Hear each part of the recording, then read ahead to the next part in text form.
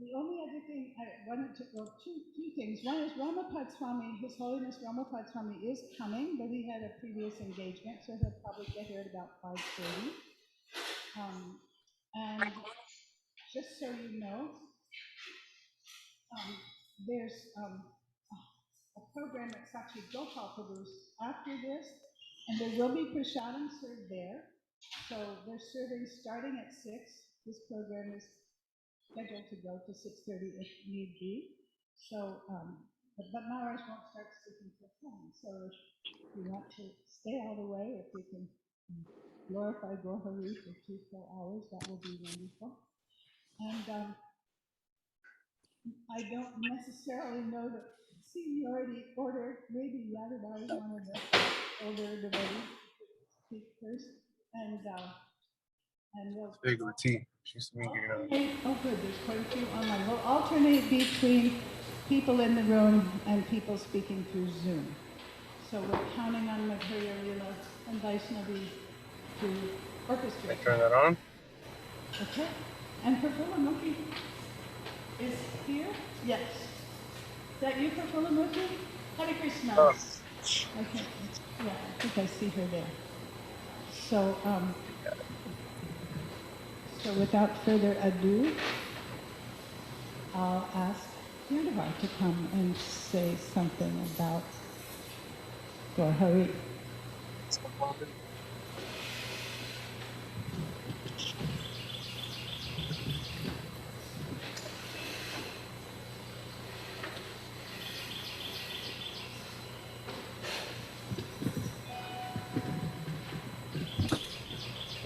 Check 1, 2.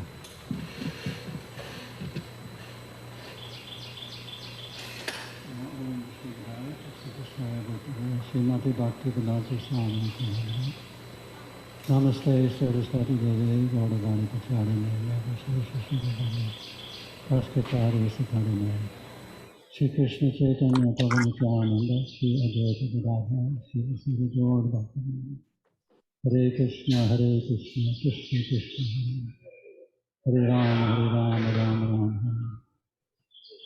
I didn't realize I'd be called immediately to speak, but it's always nice to glorify the Vaishnavas. Hare Krishna. You can boost the volume. This is a me. Anybody doing that? Huh?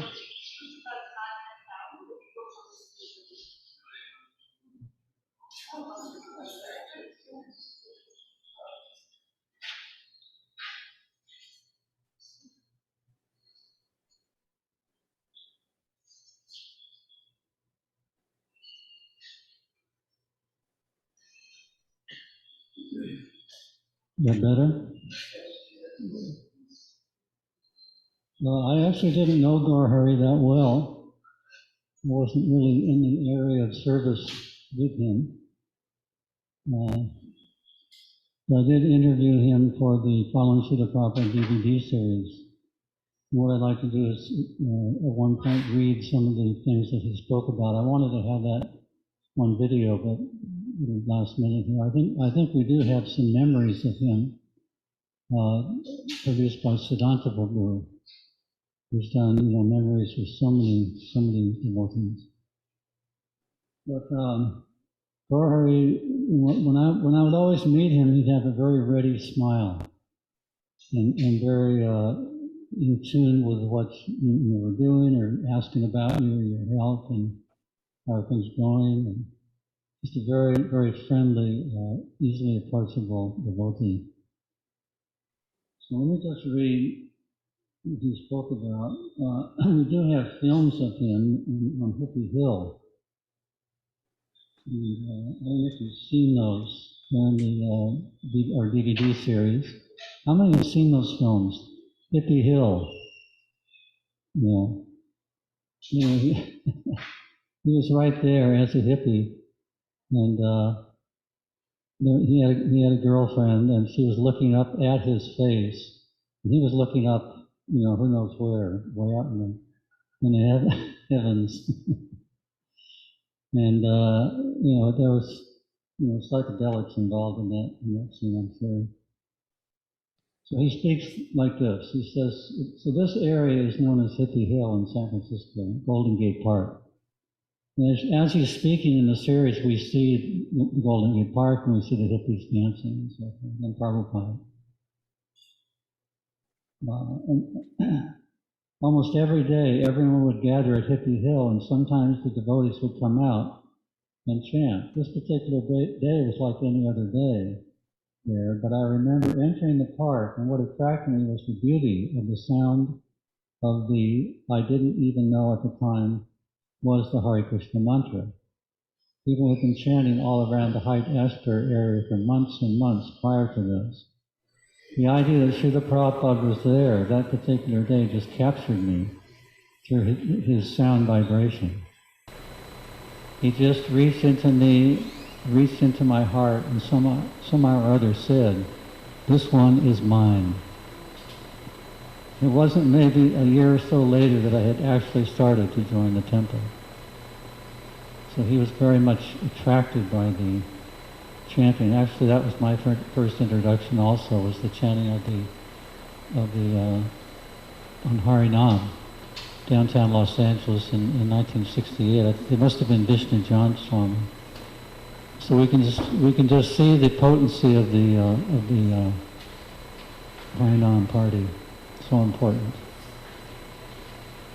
So he speaks about also, he was there at the San Francisco Rath Yatra in 1970, the first very big Rath Yatra. And he speaks about, he said, they assigned duties to everyone, and I was to be in charge of making the feast, with the idea of feeding between 5,000 and 10,000 people, maybe more. So undaunted, I had never really cooked for large amounts of people, but in those days we could climb Mount Everest and not be tired.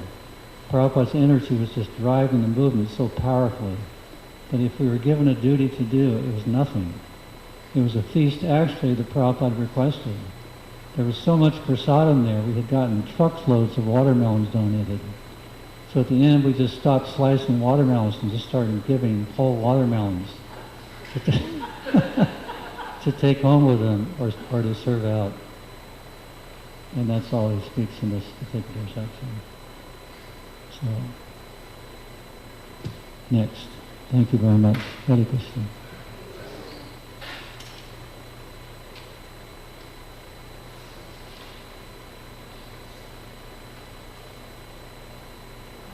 I really don't, because Damodar's a little late. I'm not sure how to coordinate the online Madhurya Leela. Are we able to take a Zoom person now? Yes, we are, if they would like to speak. Okay, Would well, somebody like to speak on Zoom?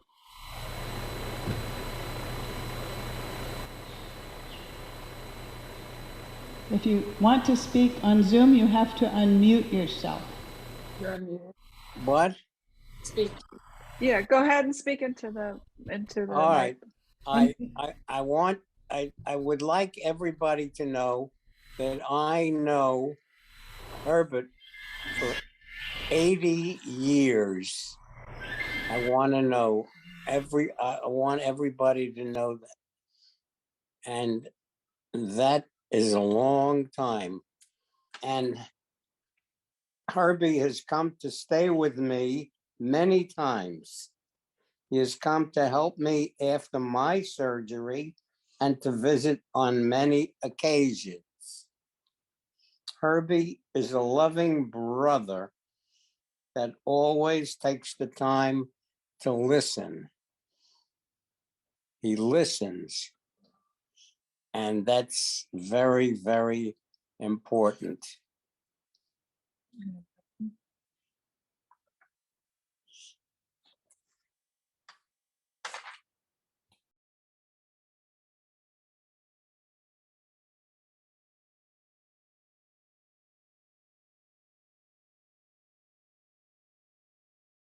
We cannot hear you. Can you please unmute yourself?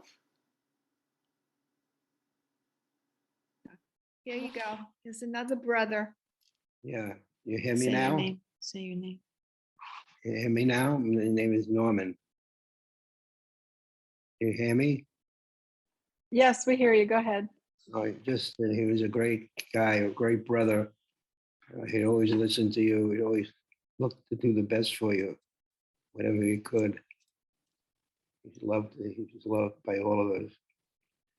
I miss him every time when I watch TV. All of a sudden his face comes up. You know, miss him a lot. Yeah.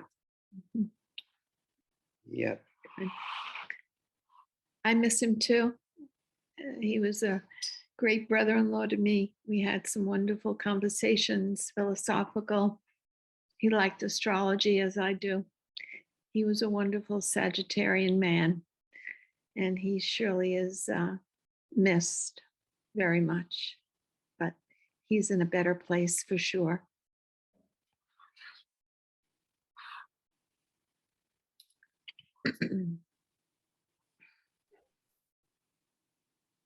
I would like to share some stuff too. Can you hear me? Yeah. Yes. So a year ago, the brothers got together and put a list together of each one of us put a list together of 10 things that were great about our brother Herb and about each other as well. So I just wanted to read from that list, if I may. Herb was a talented and original abstract artist and painter. He's a spiritual advisor and leader committed to his religion and belief system. He has lived his life on his own terms, seeking out a simple life, in tune with Mother Nature, Krishna, and the universe. When faced with adversity and health issues, he bravely fights the battle and moves forward with dignity, gratitude, and acceptance. He also has the courage and humility to acknowledge his imperfections. He had one or two. I think we all had one or two. He's a supportive and loving brother and father who would be there in a heartbeat if his family needed him. He was intelligent. He was self-taught. He was street smart. He was an entrepreneur and a business builder. He had these bonsai trees that he sold in malls, and he had holiday mall kiosks around the country. Yeah. And he's an engaging and natural storyteller. I knew him for 80 years, 70 years, I should say. And I love my big brother, and I miss him a lot. Thank you. Thank you very much. So we've heard from 3 of 4 brothers. Is the 4th one there and would like to say something about Herb?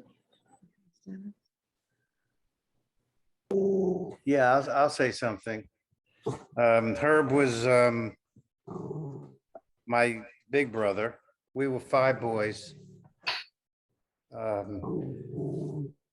Born to Alice and Benjamin Bressack. And we ranged in, I'm 74, my brother Herb was 80. I have a brother 86 and a brother 90 and a brother that just spoke 70. Past 2.5 years, because of COVID, we've been meeting every week on Zoom and really have established a relationship. We always had a great relationship as brothers. We used to meet once every few years as 5 of us, different places, or either homes or in the city or down in Florida. And about this past 2.5 years, and we've watched Herb deal with adversity and grace and love. And it's a lesson it was a lesson for all of us. We all will face that moment. And I think that the last time that we spoke, the last time that we were together, he was going, I believe looked like he was going in and out of consciousness. And he always talked to Krishna. He always Hare Krishna, and my guess is that the last words on his breath were Hare Krishna. I think that's what he was, a real believer, and we all learned a lot from him. I'll tell one story, and it has to do with my eldest brother, who was the first one to speak. Herb left, and we didn't see him as a family for 5 years. And that's when he was in San Francisco. And we didn't know at the time that he became a Hare Krishna. And there was a neighbor that we had, name was Judy. And we hadn't seen him in 5 years. And she said, I thought I saw Herb on the streets in New York chanting Hare Krishna. So my big brother, Howard, went to the temple in Brooklyn and walked in and said, is Herb Bressack here? And said, well, go upstairs and you can meet the one who was, I guess, the director of the temple at that time, Goura Hari. So Howard went upstairs and said, do you know Herb Bressack? And sure enough, he turned around and there he was. Yeah. After that, he became, he really became more part of the family. When I had a tragedy in the 90s, he moved his whole family to Middletown to be supportive of me during a very difficult time. And that's the kind of man that he was. He had, and as my brother Bruce said, he had his faults. We all have faults. But he really was a teacher and a learner. And I miss him. And so, and I know that there's a lot of people who I've had the opportunity to talk to these past few months that are part of the temple in Alachua. And I saw the respect and the love that they had for him, and I'm appreciative of that. And I'm appreciative of this as well.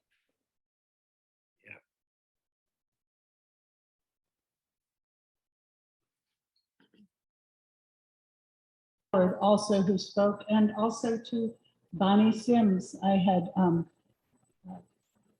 clipped out what you wrote, what Bonnie wrote on Goura Hari's Facebook page when she heard the news. She just said, my sweet brother-in-law Herb has left this earthly plane and is flying free today.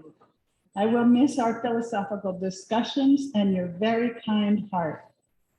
And she was also saying what one of the brothers said, that weekly they were having Zoom meetings, all four brothers. What a wonderful thing this last year. And she said, you made the world a greater place. Blessings on your journey, dear one. So thank you all, Bressack family.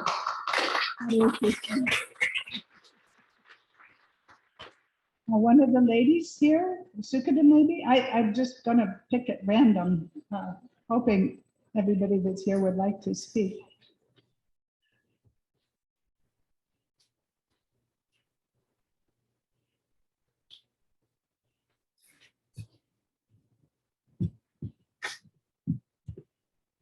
I also didn't know Goura Hari so well. I knew him more through his children. My son Ramananda, he was friends with Guru and Arjuna, and so I got to see them as they went through life. And also Jai Shri, I taught her for how long, Jai Shri? 3 years, and I can say that his children were really, really wonderful people, very respectful, very intelligent. So that often reflects on the parents when they have children like that. Also, we started a devotee care program in this community. So when Goura Hari was in the hospital, I would go to visit him. Whenever I would come into the room, he would just like, he'd be so happy, so appreciative. Oh, Sukada, you know. We'd often talk about Jai Shri. That was our common person to talk about. You know, that she lived in Orlando, what she was doing, and how much he cared about her, and how much he loved her. Actually, the first time I really saw Goura Hari was in the Bhakti Gadhead magazine, where everyone's sitting in the room and Srila Prabhupada was in the rocking chair. And I never knew who that person was with a big smile on his face. And you know, then I found out it was Goura Hari. So, you know, having a god brother, a god sister who is a Prabhupada disciple is a very, very strong bond.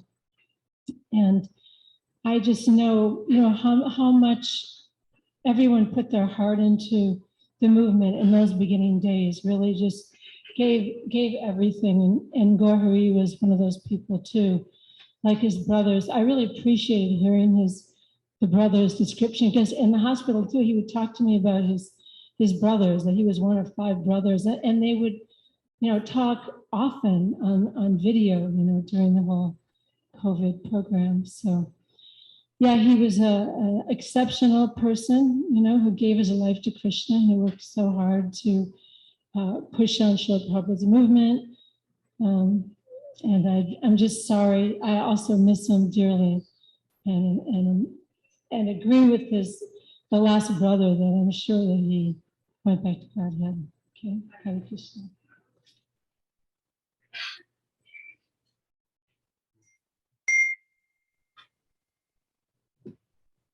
Because we heard several people speak on the Zoom, I'm going to ask another person in the room to speak now. Pundari Prabhu has to leave soon to go on Harinam, so he's asked to speak next.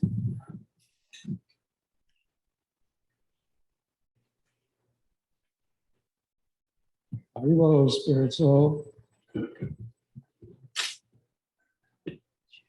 So he always used to say that to me, and I said it back.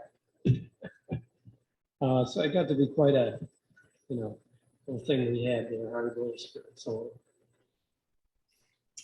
I first came to know of Goura Hari back when he was at Gita Nagari.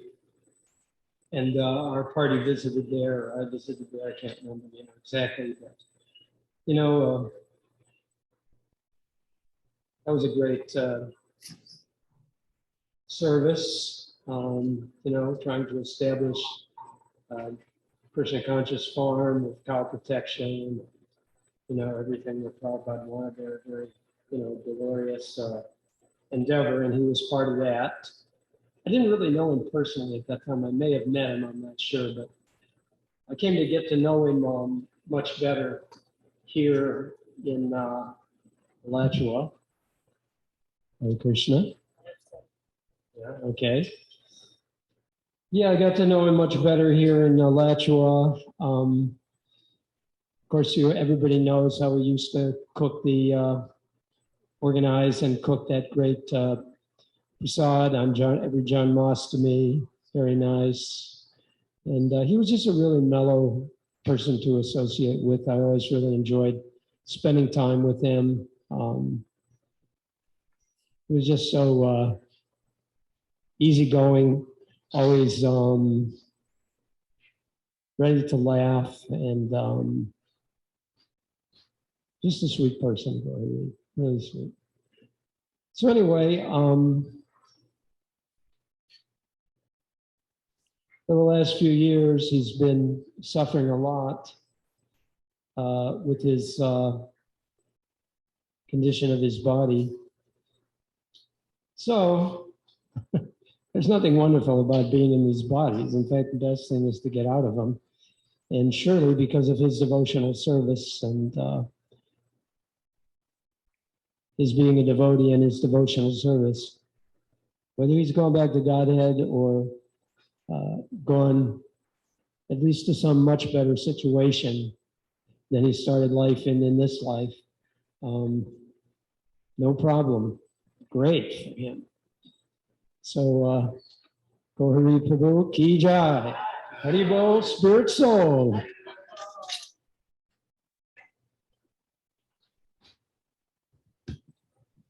think if one of the, Jayashree, would you like to speak now? Or Goura Hari's daughter.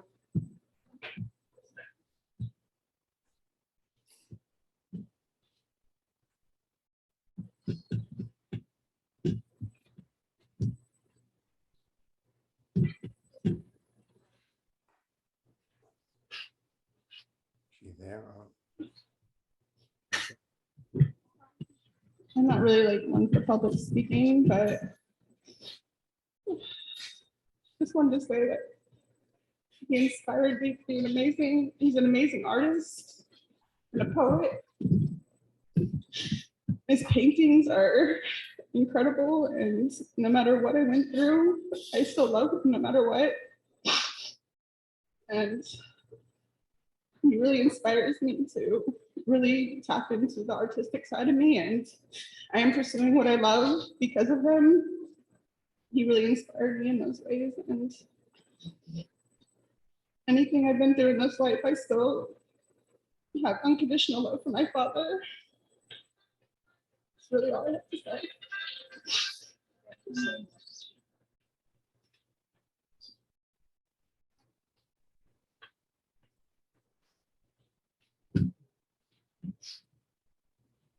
Can't quite imagine the pain. Shall we go to a Zoom person? Madhurya Leela, are you there? Is there someone on the Zoom that wants to speak?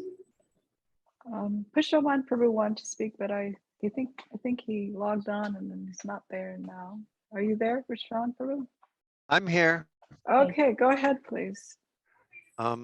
This is my first Zoom, so I'm uninitiated. Can people see me? Because I've lost all of the video, but I have the audio. So can people see me? We can hear you, but not see you. Okay. If this is okay, then I can go forward. I knew Goura Hari for maybe 45 or 50 years. Our paths would cross again and again and again. I bought his house in Spruce Hill. I can say that he was a very, in a sense, very simple person. Very, well, I can say this. He was very enthusiastic. He was always busy with a project. Whatever it was, he was maybe over enthusiastic. He would put so much of his energy into it. I was involved with the Yogi Bar business. I was one of the cooks upstairs, and then I became a production manager. And I can say that his enthusiasm to distribute the Yogi Bars as far as possible was truly astounding. Very optimistic person in many ways. He was also a simple person. I started to say that he was a gardener. He later, in the last couple years of his life, I started going over to his house here in Alachua, and he would keep a garden. He had banana trees, tomatoes, and he was serious about it. He was serious about producing food. He was at the farm. He was very much involved with the gathering firewood in the winter, working with the oxen. He seemed to feel very much, he seemed to be right at home with these simple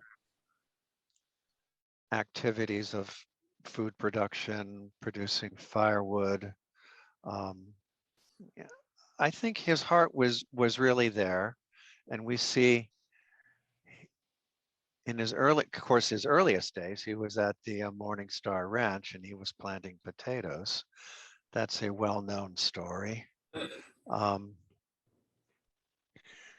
One time our paths crossed when Srila Prabhupada was in Potomac, Maryland in 1976. I was the head of the kitchen,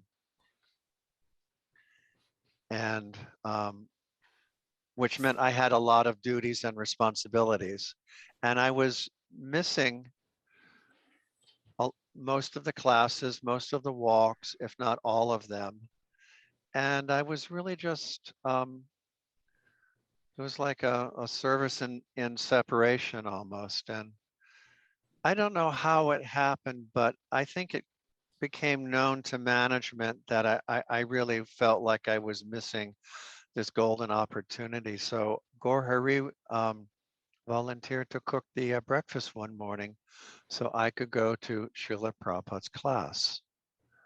And he came in with a crew of people. I don't know where he found these people because I certainly couldn't find them. And he cooked, you know, this whole meal. We were cooking for about 200, 250 people. So it was sizable. It was a, you know, 4 or 5 hour endeavor. And I was so grateful.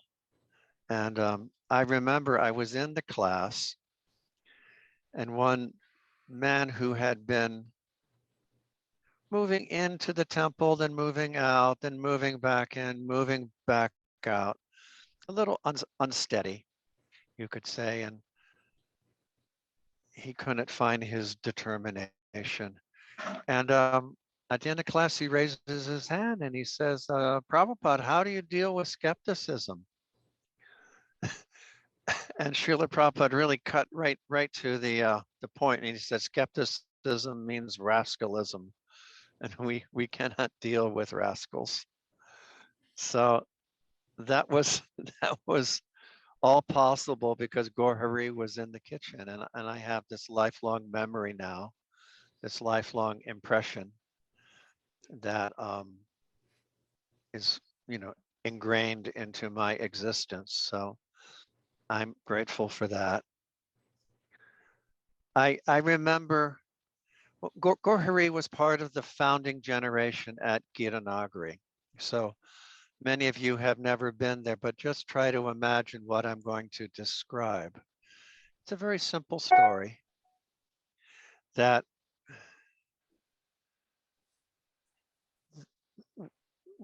there were these 4 apartments. They were joined one after another, and they were being built, or they had been built. But the water source was maybe 1,000 or 1,500 feet away. There was a spring that came out of the side of the hill. And the spring house, there was a tank installed so the tank would fill up and there would be water pressure. And the sound has changed now. I'm hearing my own voice. Anyway, so the water tank was higher than the houses, so there would be a natural gravity feed. But pipes had to be buried in the ground and laid. And he said it took days and days and days working with a pick and a pickaxe and a shovel and maybe a front end loader with a bucket on it or something, you know, some mechanized system. But he said it just took days and days, and he was just absorbed in the process. And then he said, finally, they reached the houses, the water pipe was connected, and he said, and they turned on the faucet and water flowed out. And this is a simple story. There's not a big punchline here, but when I'm talking about him being part of the founding generation, here's a simple story of him laying a water line, bringing water to one of the houses, and his amazement that one, it worked. And he said he was a little taken by surprised when it did work. So I have that memory of him as well. He told me once during the Vietnam War, I believe he was in the Army. He was also a rad tech. I think he was in Texas. He wasn't in Vietnam, but he was doing radiology work, X-raying for the military. He told me once, this is sort of the preamble to his 5-year absence. He said once after the military service was over, he worked his way back to New York. And he said he was sitting in a car at a traffic light in Manhattan. The light was red, and he was just like pondering his life, his situation, his everything. And he said, basically, if I remember correctly, he said, what am I doing with my life? What is, this self-inquiry? And he just stepped out of the car and walked away from the car. And you can only imagine the light turned green and there's nobody there, and the New Yorkers beeping their horn. And Goura Hari had started his trip to the West Coast, maybe not even knowing that, but he told me he walked away from a running car in a traffic light in Manhattan. I think that's speaks to his little, maybe impulsive, but his very unorthodox way of thinking. And I always remember that too. Prabhu, Yes. because you had so much association with Goura Hari over the years, you'll have lots of stories. So can you save some of them in case some other devotees want to speak now? Is that all right? Should I save them? Is that what you're asking me, Bhagavati? I think we should try to set like a 5-minute time per person, just because there are quite some devotees here. And well, thank you for that. Yeah, I could just sort of save a few for later. But if you stay with the call, then there may be time at the end. So okay.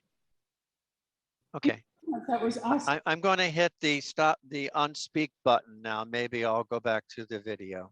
Okay. Thank you. Thank you, Prabhu.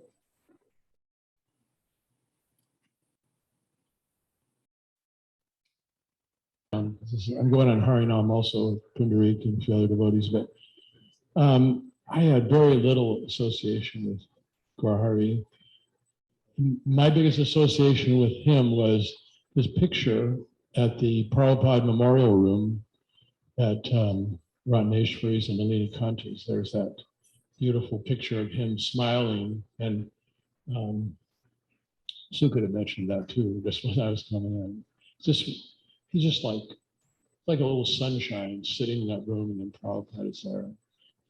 If anybody has, I don't know if that picture is that on the board here? Yeah. Oh, yeah. Right under the oh, right. Right here. Yeah. Now that to me is really quintessential, as you might say. And the other thing, my other association with him was more in secondary, because I've always been working with his caretaker, Varsharna, who I've always been just amazed at how merciful he was to him, how Krishna provided Varsharna to help take care of him. So I can just see Krishna's mercy in action through Varsharna. So that's my 2 sections with him. Hare Krishna.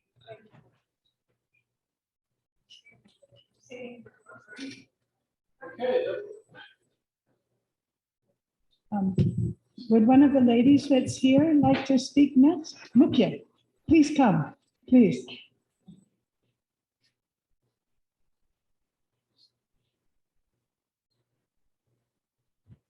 Hare Krishna.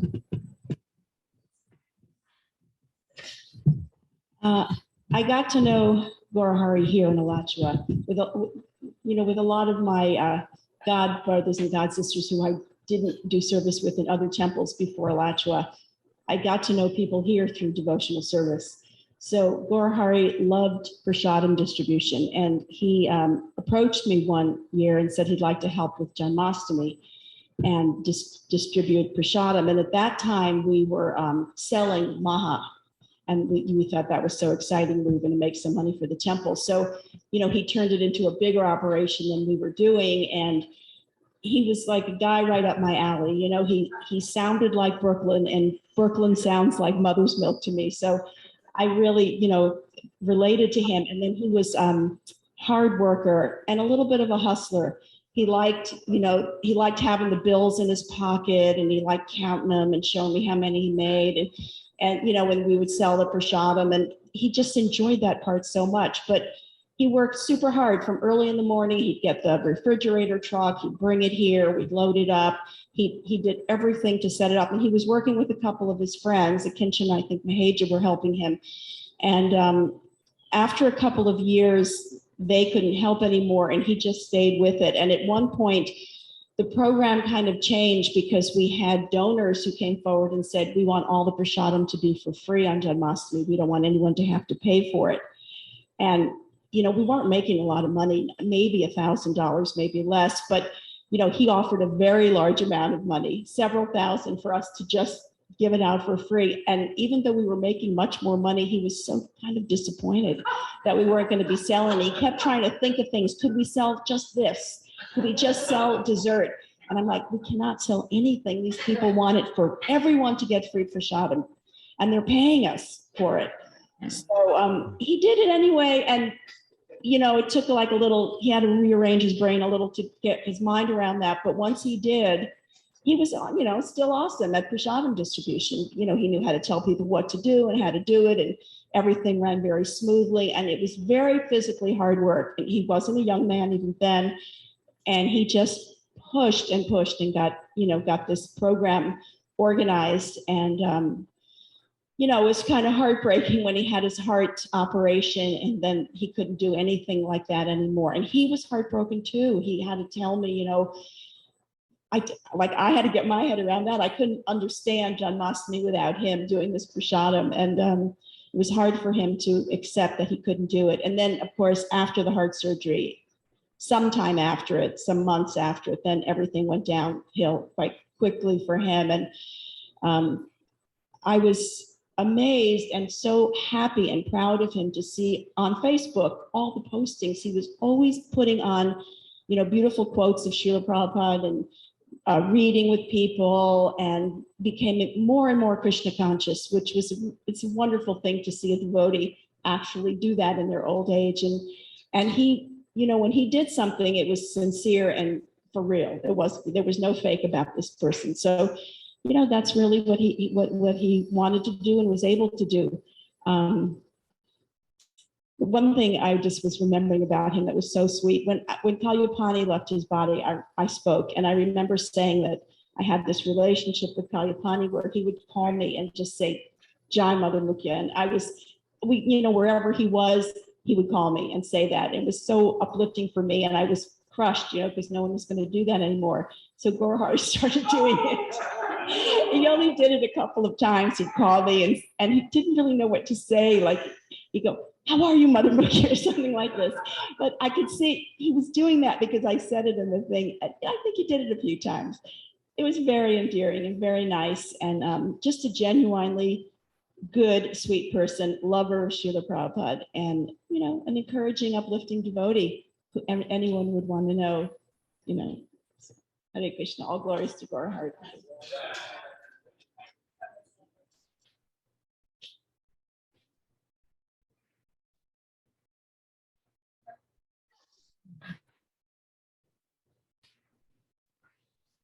I'm just going to ask if people, when they come up, because I know you, but I forget everybody's name, not necessarily. So when it comes up, just say your name so whoever's listening will know who's speaking.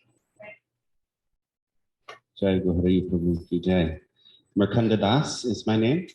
And I met Sriman Goura Hari Prabhu when I was probably 8 years old in Gita when we moved there from Detroit on the ISKCON adventure to see what it's like to live in a bus on a hill in the boondocks.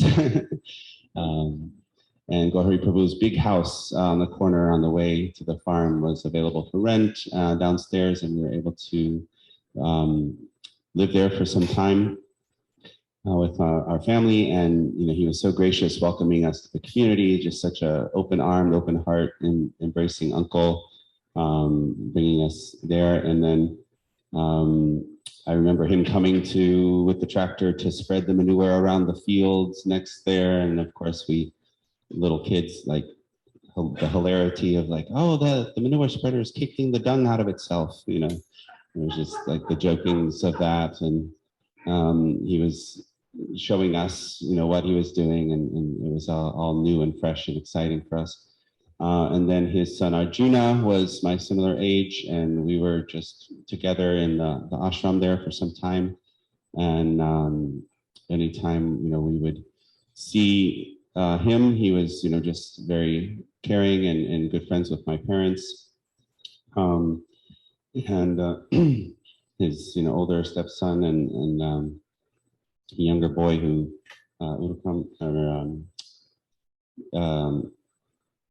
Guru Prasad, sorry, yes, was there as a younger boy as my brother's age. And of course, dear Jaya was quite a bit younger. I didn't know her till later, but I just felt like he was part of the family. And when we moved here 20 years ago, I assume he was here by then, and we would just see him at any time, during, of course, Thanksgiving with the Krishna Prabhu, with the samosas and, the pakoras, and just all the best service, the prasadam, and seeing him out and about doing his mall kiosks, Calendar Club, and so on.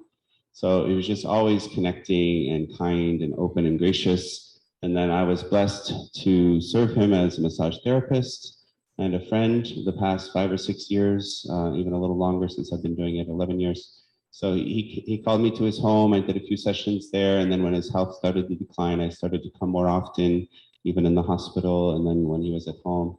And then the past 3 years when he was, in the bed and so on, 3.5 years, I was able to come every few weeks, sometimes once a week or at least once a month or more often, and spend at least half an hour with him, usually in the evening, whenever I could. And he would give me some Lakshmi, whatever he could, even though it was a struggle. And later on, not as much, but just we had that kind of father-son relationship where we were able to share realizations, and I'm going through my stuff, he's going through his stuff, but we're just always coming back to the surface and sharing the Krishna consciousness, the stories, the realizations, sometimes the readings that were going on when I would come. So he was just so gracious, and whatever he was going through, physically, mentally, emotionally, we would always bring it around to what is essential.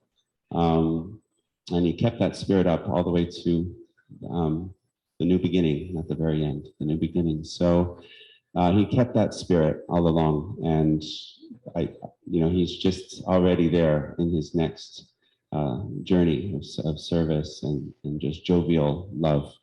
So I always keep him very fresh, and his gardenias, the aroma of his loving service is always going to be with us there. So thank you. Jai Goura Hari Prabhu Ki Jai.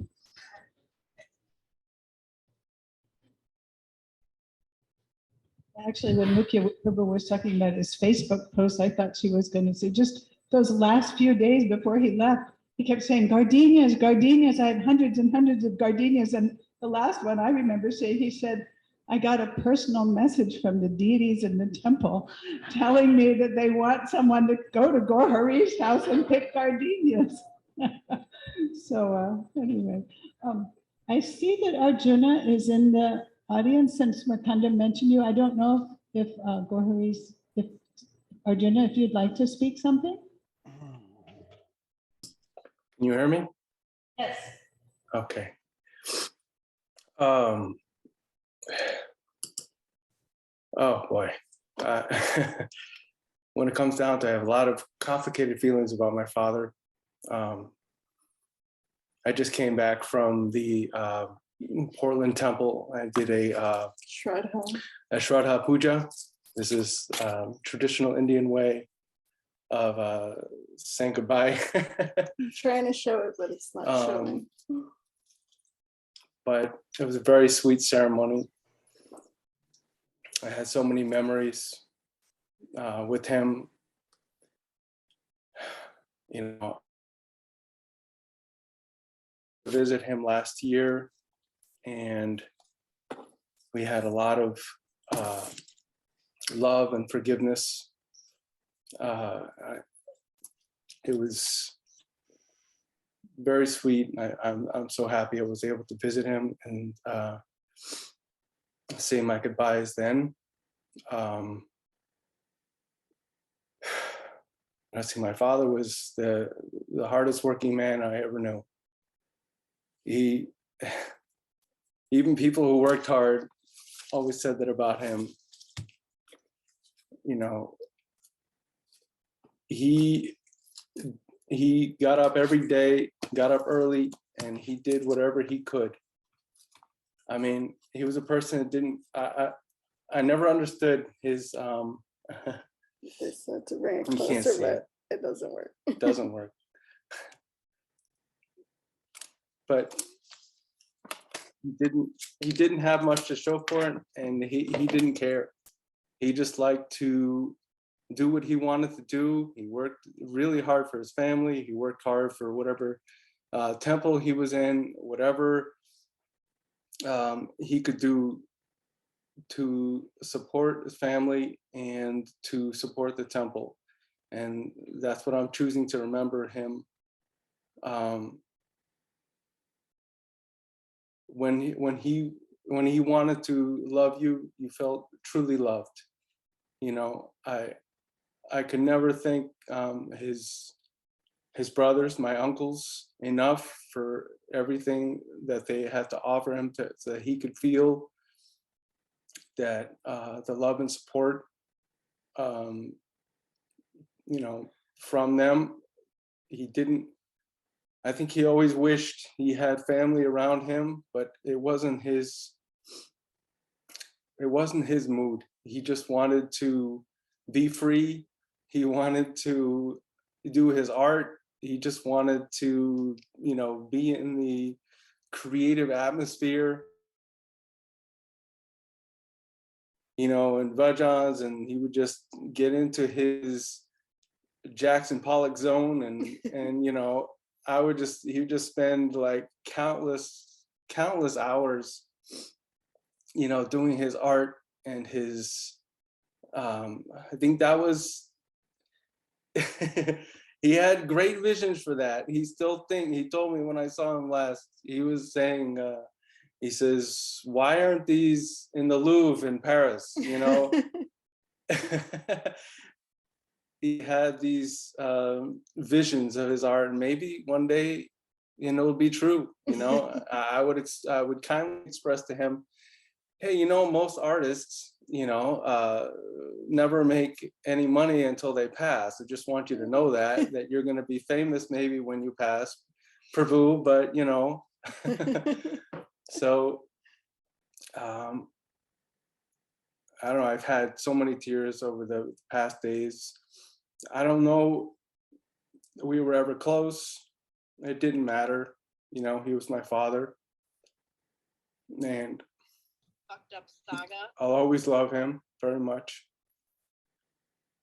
I miss you, Goura Hari, Prabhu, her Bressack. Hare Krishna. And I just wanted to, you know, Goura Hari was my, Herbie Bressack was my father-in-law, and I just want to extend my condolences to his family, to Jaya and his brothers that he loved a lot. Anyway, I just want to thank all the devotees that helped him when he was really sick. Thank you. Thank you so much. Thank you very much. Arjuna, you reminded me, when I first got to know Goura Hari, I was a Sankirtan devotee, a collector. I was sent to Gita Nagari, joined the party on the road before I joined moved into the farm. But at one point when we were doing malls, Goura Hari was at that time the Sankirtan leader, so he would send us out. And I remember him sending me and Swarga to this godforsaken mall in some really small town. And he was saying, well, stand on the table if you have to, just to get people's attention. And then he told us a story about his own father, who was a salesman of some sort. And the salesman his father had kept going to this one person he wanted to become his client, and the man would never see him. He just wouldn't see him. And so Mr. Bressack one day went to the man's office. He just walked into the man's office with a pair of scissors and took his necktie and cut it off. And then he had the man's attention. And then he got the sale. And so that tells you something about Goura Hari and his business acumen and his, can we make a little money doing this? But is there any, okay.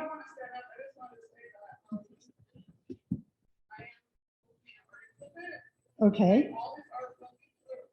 Oh, wonderful. Okay, so I'll just say it on the microphone. Jayashree, his daughter, is opening an art exhibit so that all Goura Hari's art will be preserved. And now that he's passed, it'll probably be very valuable. Oh, awesome. And a cafe and everything. Oh, wonderful. Okay, Jackson Pollock, Goura Hari ki jai. Somebody here, okay. Yes, some of us.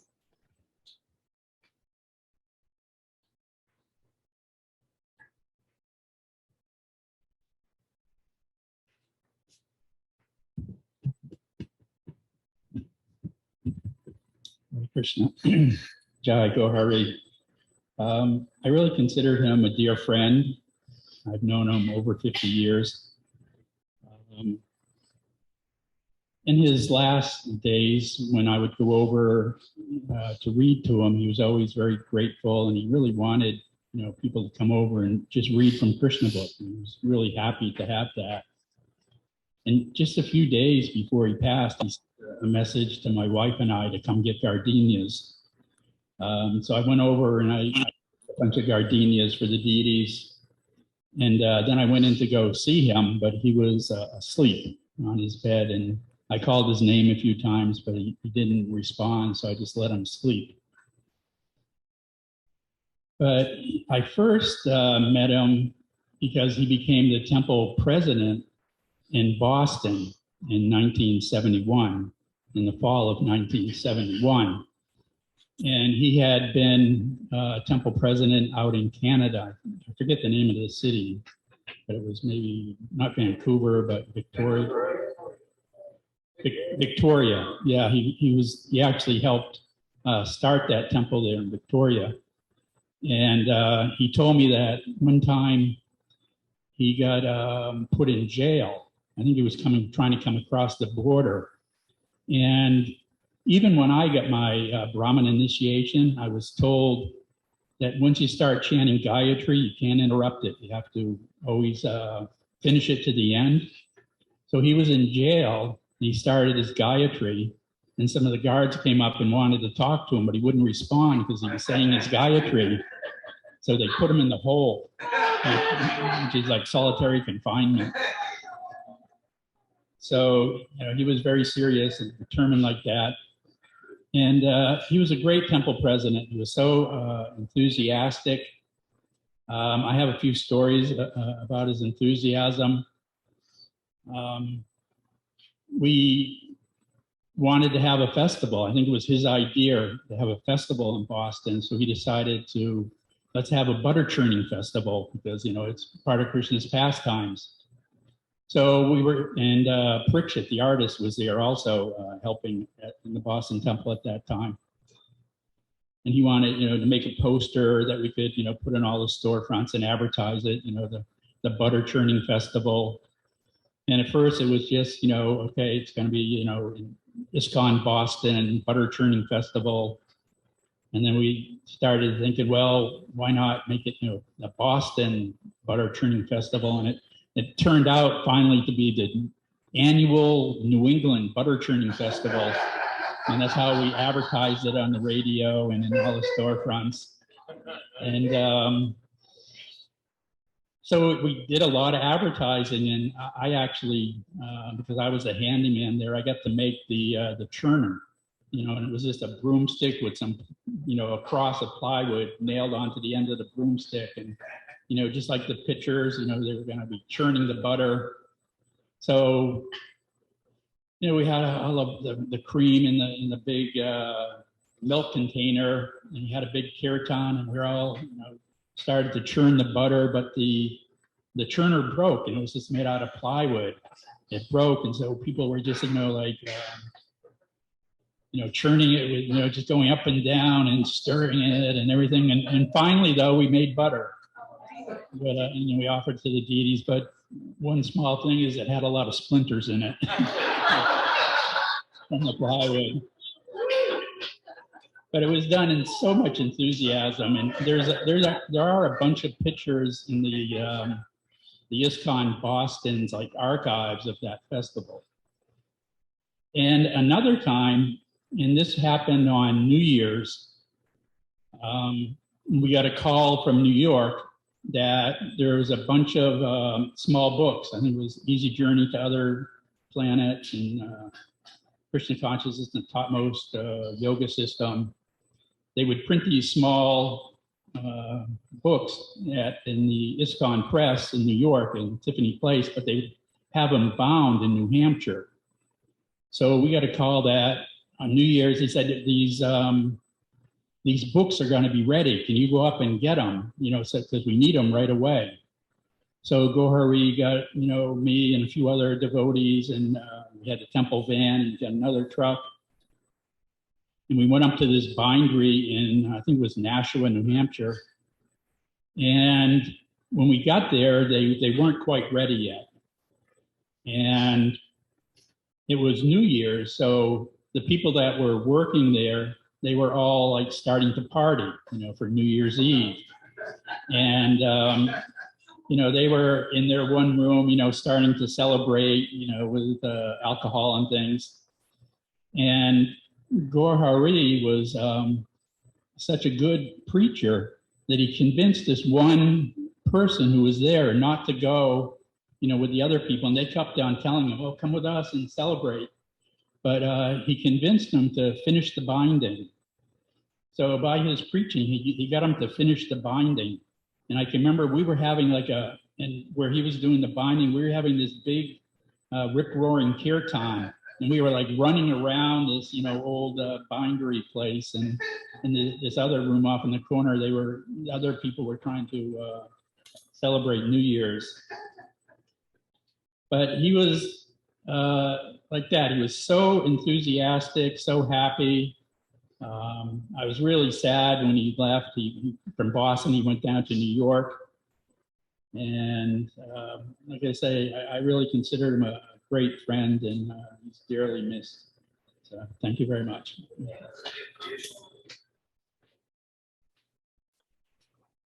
Bhagavati, Prabhu?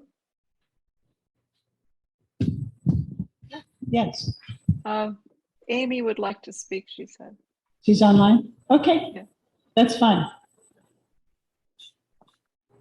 Hello, everybody. I am Goura Hari, or Herbie's niece. I have many uncles, as you have heard. I am the daughter of Howard, who is the oldest of the 5 brothers. And Herbie has been in my life for 60 years, which is hard to believe since I'm only 29. I remember as a child, I would sit and watch 8mm movies of my childhood. And one of them was Herbie that was holding me as an infant. And he was taking his sunglasses off and putting them on me. And I found that to be a very tender moment. It was the first time that he met me as an infant. And as the years went by, I got very close to him. I worked for him. We opened up a shop in Poughkeepsie and sold the Amish furniture and many floral arrangements and potpourri. And it was a very successful business. And I managed it for him in the Poughkeepsie area. I was really grateful for that opportunity. And I got very close to him. He got very close to my children, which I really appreciate. Herbie was a very kind and loving man who always took the time to find out how you really were feeling, who reached to you and spoke to you gently and listened. And my father said it earlier, that he was a good listener. He really was. He spent time talking to my sons, and I remember, my son Jesse became a vegetarian because of some very intimate conversations he had with Herbie, and still is to this day. My son Michael, on the other hand, is not a vegetarian. Michael was on a road trip with Herbie and told stories of how Herbie was wondering what the smell was in the back of the car, and Michael was sneaking beef jerky, I guess, in the car.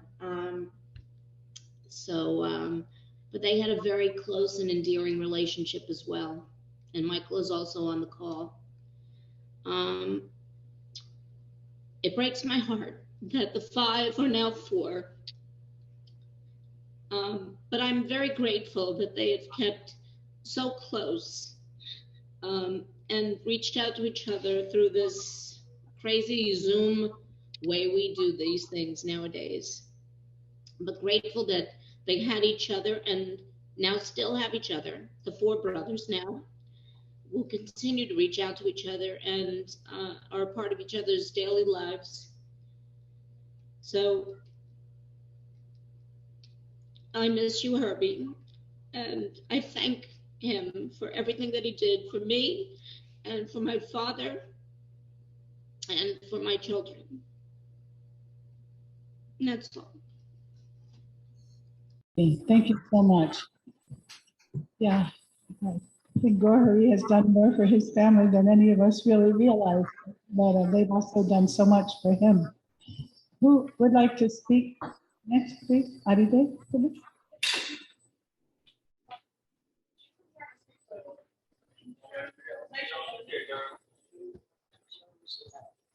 Jai Goura Hari. I'm so happy that at this temple, every Saturday morning, there's a Chaitanya Charitamrita class. And when I first got here, I would go to that class. And one morning I walked out to the parking lot, and Gaura Sharma, devotee here, was standing out in the parking lot, and he had these pieces of paper that were all painted on these beautiful colors. And he was asking the devotees coming out to the parking lot, do you know how I could sell these? Do you know where I could sell? Is there a gallery there? And I took a look at him. I thought, did you do these? No, there's this other devotee. And we just started talking. And then he said that actually this other devotee, he painted these big paintings, And I said, man, I got to meet this guy, And so he told me where Goura Hari lived. And somehow or other we got together. And, it was immediate bond. And he took me out to his studio, which is probably about that big. And he showed me that he would take these canvases and lay them on the floor, unstretched. And he had cans of paint all around. And he would get down on his hands and knees, and he would paint these paintings. And they were electric paintings. I say they're like Jackson Pollock on speed. They're just very, very dynamic paintings.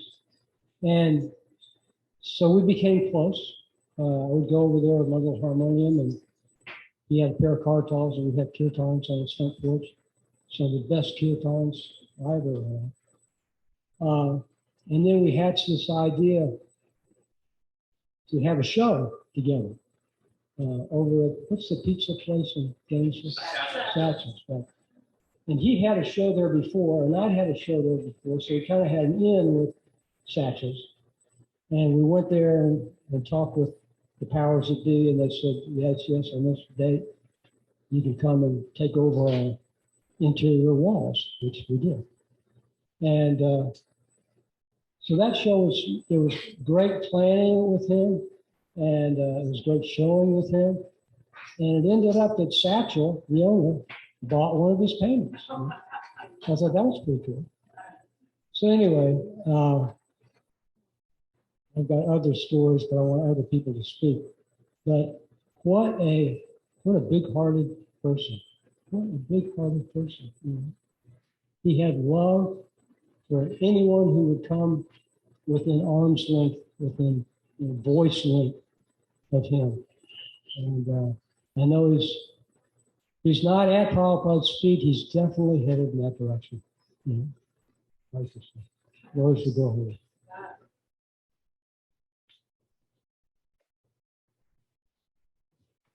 Think of it, T. Prabhu. Yes. There's Satyabhama Prabhu and Parmanand Prabhu are on Zoom. Maybe they'd like to say something. Wonderful. There's also a devotee here that's been apparently very eager to speak that I have overlooked. Ananga Manju. She said, let Satyabhama and Parmanand speak. Okay, and then after that.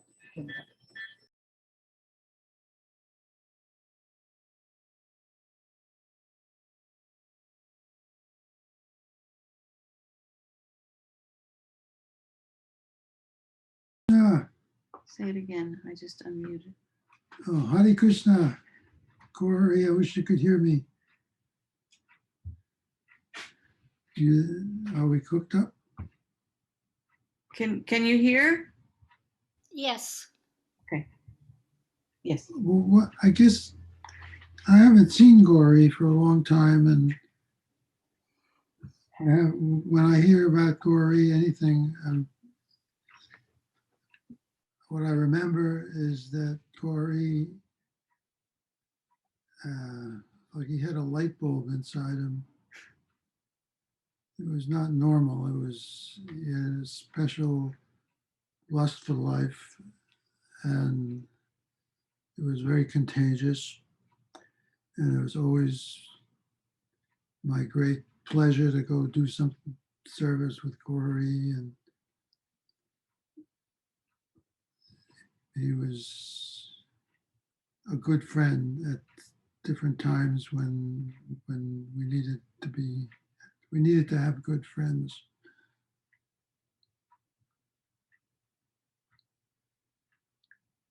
I don't know what else to say, except I love you, Goura Hari, and love to all of you, my old devotee friends. Hopefully I will get to see you again someday.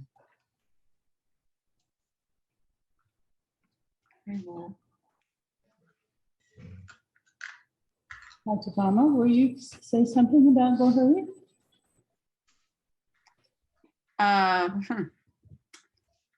I actually met Goura Hari at Morningstar Farm, California, before either of us were devotees.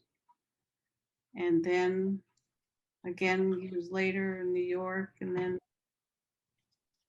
he came to Gita, and he lived there for many years. And he was so enthusiastic about everything. I don't know if you've shown, there's a video of the play, of the Big Fish, Little Fish play. If anybody wants to get a taste of Goura Hari, he played the little fish in this incredible play that they put on when it was a big festival at Gita with Zonal festival. the zonal festival that we would have every year. So there were several hundreds of devotees there. And he was so funny and philosophical and just off the top of his head, you know, very much improvised this long play that epitomized his spirit. And he did a lot of things at Gita Nagari, the Yogi Bar business and the Sankirtan, traveling Sankirtan party from Gita Nagari, and firewood with lots of chanting and enthusiasm. So I just have lovely memories of him. And that's all. I appreciate this gathering to remember him. Thank you. Hari Bol.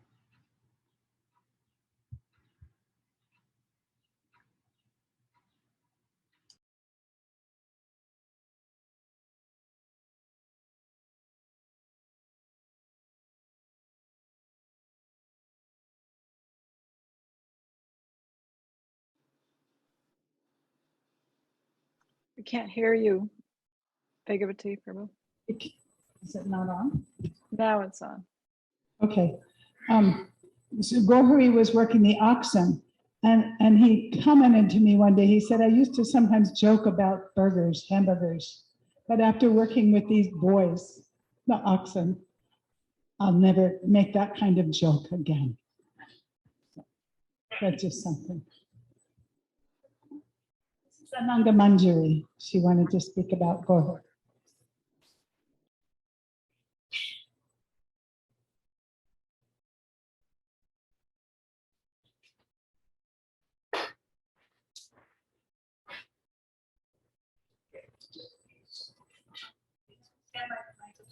Hare Krishna, spirit souls. Can you hear me? You have to put your mouth right by the microphone. Okay. You can sing if you like. I'm okay. Oh, it's okay. I can be. Most of you don't know me. My name is Nanda Vijay. I joined in Brooklyn, surrendered in the early 80s, and came up here about 7 years ago to resurrender. But Krishna has his own plans. So things have changed considerably, and I found myself having to look after myself. And that's when I met Goura Hari through the mercy of Mother Mulika, and was engaged at the mall selling calendars. Goura Hari then engaged me in doing some service for him at his home. Once he took care. Two things I can say about him was sane and fixed. He was a great example. And I hear all these stories about him. I had no idea. I know that I was very comfortable with him, with my New York ways, always going for the laugh first. And so maybe that's where that comfort came from. Obviously, that's where that comfort came from. I know that there were some similarities since Morning Star Farm. So Goura Hari had always sought Varnashram Dharma and did, to my eyes, everything he could to establish what he knew to be right within his own life, within his own realm of ability. He called and said, the lettuce needs weeding. And I knew he went to the effort to, I don't know how he planted the lettuce, but I certainly went and weeded it. It's sometimes hard, I know that his children sometimes it's hard for us to show our children a certain amount of love, or for our children to feel a certain amount of love from us. It's hard for the people closest to us. But let me guarantee you that, and any love that he had wanted to show you, he bestowed upon me. And I knew that, and I appreciated that. And, yeah, a genuine devotee, and we pulled no punches. We knew what was coming, and that gave my heart great peace to see older devotees.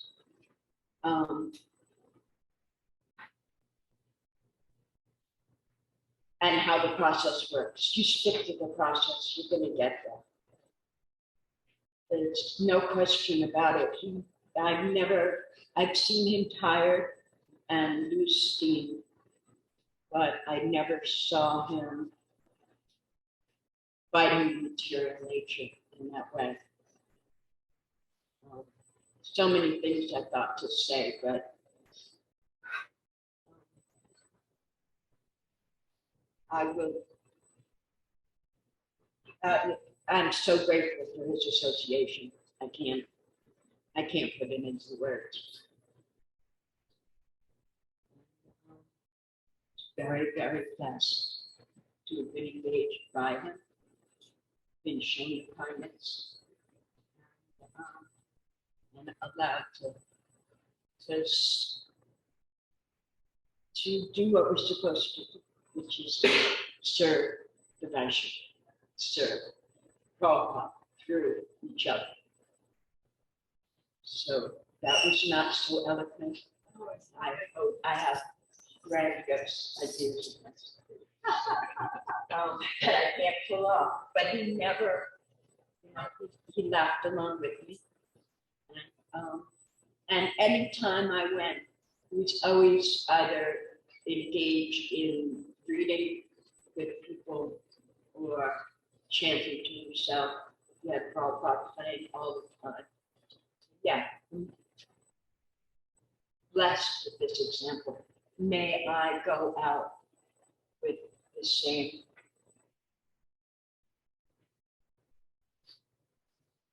I don't know the word, right? The same grace. The same grace. Right. Thank you. Thank you. Thank you so much. I'd forgotten to mention, I was supposed to mention it earlier. We have a whole tray of cookies here in case anyone has to leave early. Please take one. Mahabhagavati has made, but they'll be served at the end otherwise. But this devotee who, just next time, is coming, and you'll have to, I can't see who it is, so you can say your name, please.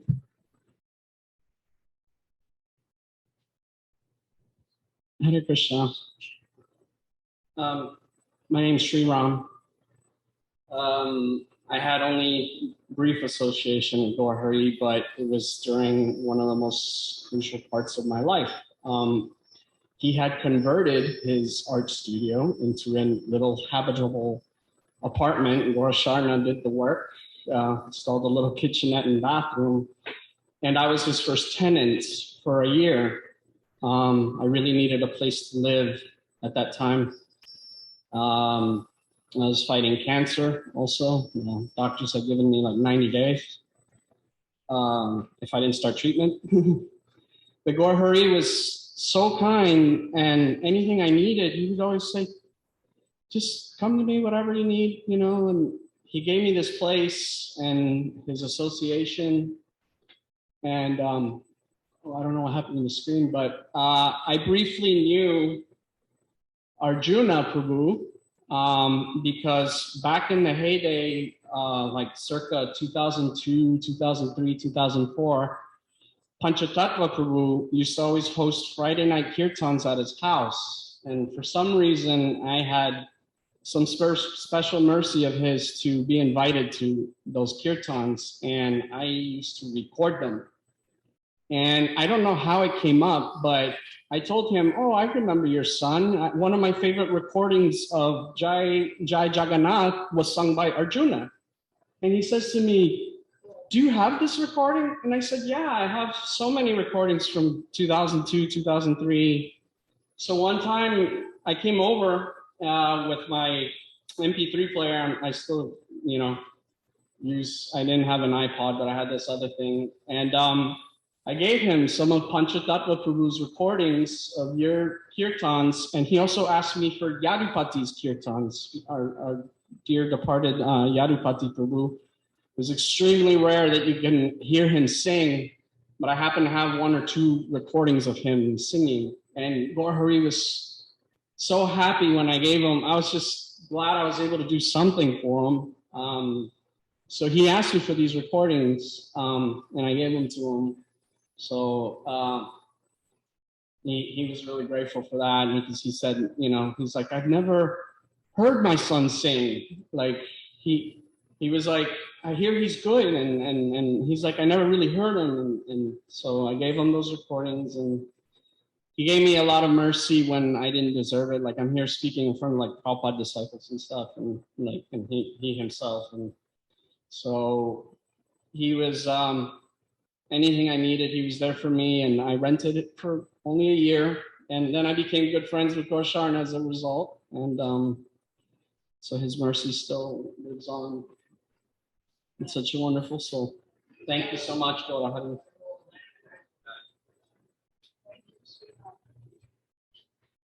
And we're really, really glad that the doctors were wrong, that you have lived way past your 90-day prognosis. That's awesome. So there's someone, Akuti, please.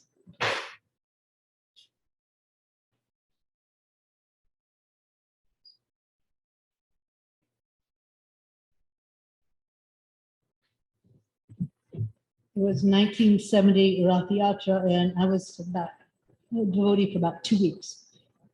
And we went to we rode over from Boulder to see Prabhupada in LA, and then we drove up to San Francisco, and got a lot of mercy. I've never worked so hard in my life, and they never. I had never worked so hard. And Jayananda had gotten all these apricots, barrels of fresh apricots, and we stood there for 16 hours pitting them till our fingers were raw. And so then we went to sleep, and then we got a knock on the door in the middle of the night. You got to go clean the kitchen. Goura Hari's been in there cooking chutney, and it's all over the place. And it's a rented kitchen. If you know anything about how Goura Hari cooks, he's pakoran after he's done pakoras. And so we went, let's go over and clean this kitchen, go over there, and it was plastered. You know how when it gets thick, it starts to spit out. He was covered from head to toe with chutney coming out of his ears, on his black. I don't know how he could even see, but he was, been in there all night. And what happened was they put in these barrels outside the Ashbury temple next to where they hitched up the dogs. All the hippies hitched up their dogs, and it all went bad. It was all bubbly because it was so hot within those things. And so all that pitting, all the cooking, Anyway, so we get back to Boulder and we get a phone call, and it's Karandar. We think that Goura Hari should get married. And we think my name is Lisa, Bhakti and Lisa should marry him. And I went, I don't know if that's going to work. I'd only seen him covered in, and I thought, I don't know. I had somebody else kind of in mind. And anyway, I wasn't very surrendered. In other words, it didn't happen, but it would have been interesting. It would have been definitely interesting. He was an interesting character, and actually I got to have some association with him here when we went to the Envision Festival, and he cooked the pores there, and we actually had a lot of fun together there. And I remember we were walking, it started to rain really bad, and the mud was like really thick, and it was really slippery, and I thought, I know I'm gonna fall. And then Goura Hari was like, I know I'm gonna fall too. And all of a sudden, Goura Hari, boom, fell in the mud up to here. I mean, really bad, it's all over. And within 1 second, I fell down. And we was like, oh brother. Anyway, we had a lot of fun. And so I remember when he was in Gita Nagari, he had a big festival. And we brought the girls down to Lake Huntington. And he was the mayor of the city then. And if you were caught speeding on the property, don't get any ideas, but you would have to go to the mayor and he would give you a fine. Yeah. So that was scary. And then he had this festival, and we had all kinds of just fun activities. He was just a fun person. And I remember he built a cage, and he sat there, and then you paid money for a water balloon, and you could throw it at him, and he would just like get soaking wet, And he was that kind of a person. Anyway, it was nice to have a little association. Oh, where shall we put that?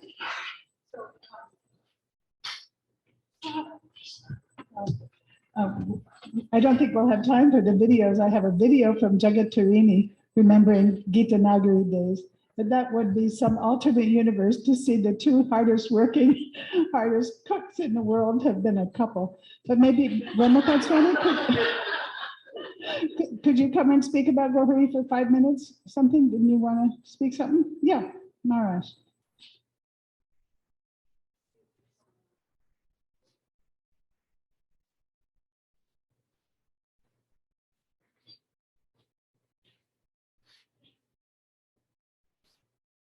I'm not used to seeing him look so elderly like this. I was seeing him much younger. My association with Goura Hari was not as colorful as some of you expressed. So something amazing. My association with him started in New York, and then from there further in Gita Nagari. And I was a young brahmachari. He was a grihastha, so our lives didn't intersect so much. But I certainly remember his dedication to being in the kitchen whenever there was a big feast. And the chutney story was really lovely. I remember him as jolly, lots of fun, always smiling ear to ear, joyful, joyful, joyful. I, as a young brahmachari, remember him as a grihastha, one who was doing the Yogi Bar business. I'm sure that's been spoken about, but before that was Krishna fashion. I don't know if that was spoken about.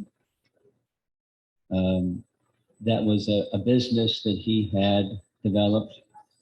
Alan Coleman from the earlier days had a Krishna fashion. He just took the name and had clothing business. It was, my memory was that was one of the compelling factors that where Srila Prabhupada gave permission to move from the Henry Street Temple to the 53rd Street Temple. We wanted to see that there was sufficient resource to not just buy it, but to maintain it.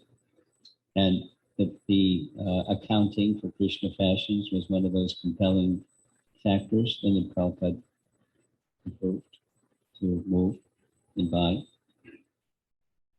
Tosan will know all those details. I just knew it a little bit remotely. And then years in Gita Nagari, because once upon a time Gita Nagari was the New York farm. When Prabhupada had said temples well established should have a farm. And so Janeshwara Prabhu was given the mandate to take money that the young brahmacharis collected to go buy a farm, and it ended up being Gita Nagari, and Goura Hari was there. And so times visiting, again, as a grahastha, and his good wife, Prafulla Mukhi, and I know her as well as Goura Hari. She was always very gentle, very kind, very helpful, and very joyful Goura Hari. Just like you probably had lots of association. Those of you that were connected with Gita Nagari had lots of association with him in a variety of ways. Some of it I heard. The big fish story. I heard the big fish story. I didn't see the play. But, huh? It's online. It's online. Okay. I'll take it sometime and find it. You can send me the link. Megan, can you send me the link and I'll watch it? Sure. But, happy. And as was said already, a Prabhupada man. He did a lot of different things, but at the heart and the center of everything he did was Srila Prabhupada. Unique person, very dedicated, very kind, very happy, very funny, jolly. He was always interested in helping people feel jolly, and just seeing him, you have to smile. And that photograph with Prabhupada seated at the Henry Street Temple, right next to him is Goura Hari, and right next to Goura Hari is myself. We had that kind of association, but my memories of interacting with him were limited because I was this little brahmachari guy and he was the grahastha guy, and we just didn't have, our services didn't mingle so much other than helping in the kitchen. Goura Hari, please.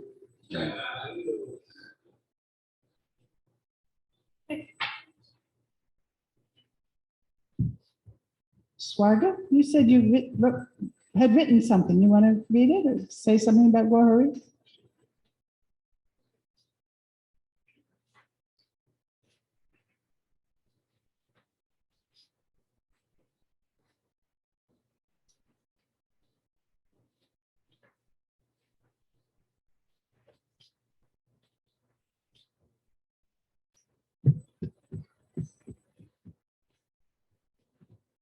Certainly, we can tell by everyone speaking that Goura Hari was a gem among us.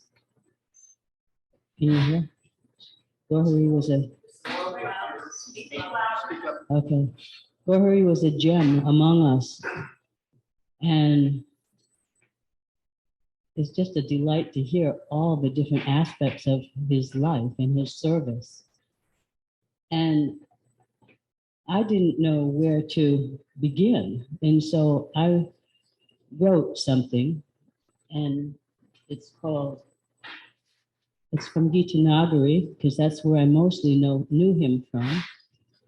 And so what I wrote is, I'll just read it. It's cows and ox power.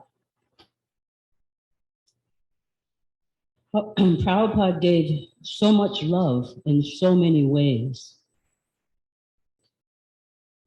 Within an abyss of obstacles like killing and meat eating, he sprinkled seeds of absolute truth among us.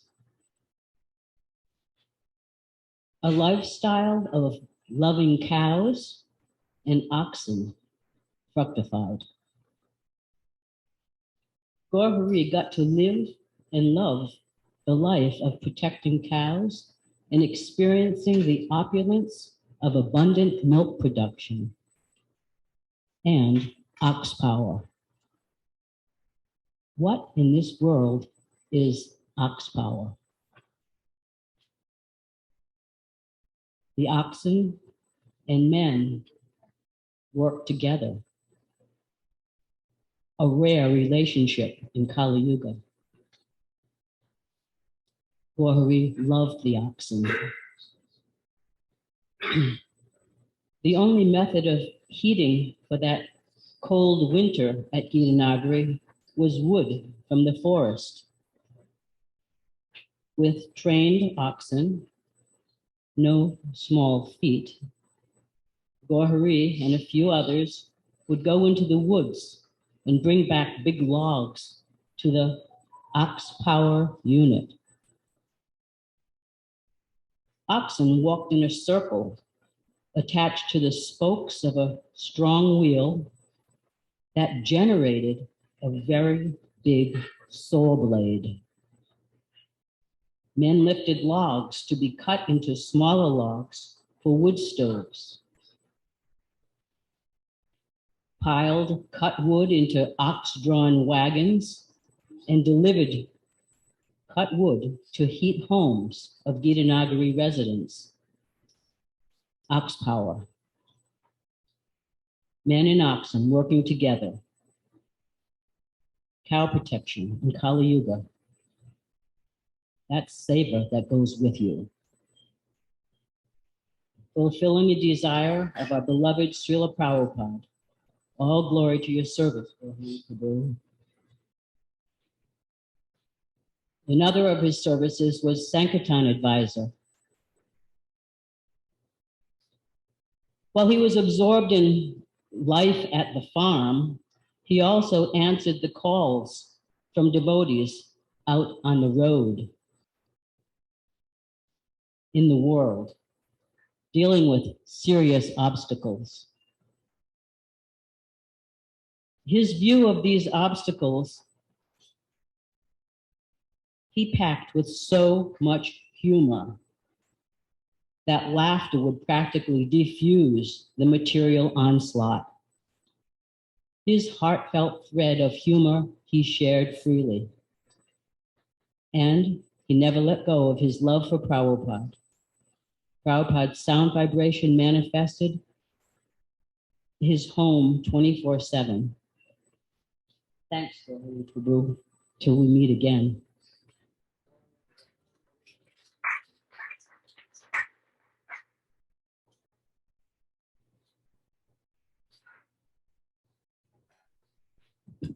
I'm a little torn because we were supposed to end the program at 6:30, but more people want to speak. And we have like a 9-minute video of Goura Hari telling his own meeting with Prabhupada and a 6-minute with, so I'm going to ask if the arti can be silent so that we can see Goura Hari. I just want you to know also there's prasadam at Sachi Gopal's if people are hungry and need to go there. Please don't leave without a cookie. But I think if we play Seeing Goura Hari, Remembering Prabhupada next, but please stay if you still want to share your memories because we all love hearing. This is the chance that we have, the one chance. So right now Damodar will play Goura Hari, Remembering Srila Prabhupada. This is just a recent interview with Siddhanta. Thanks.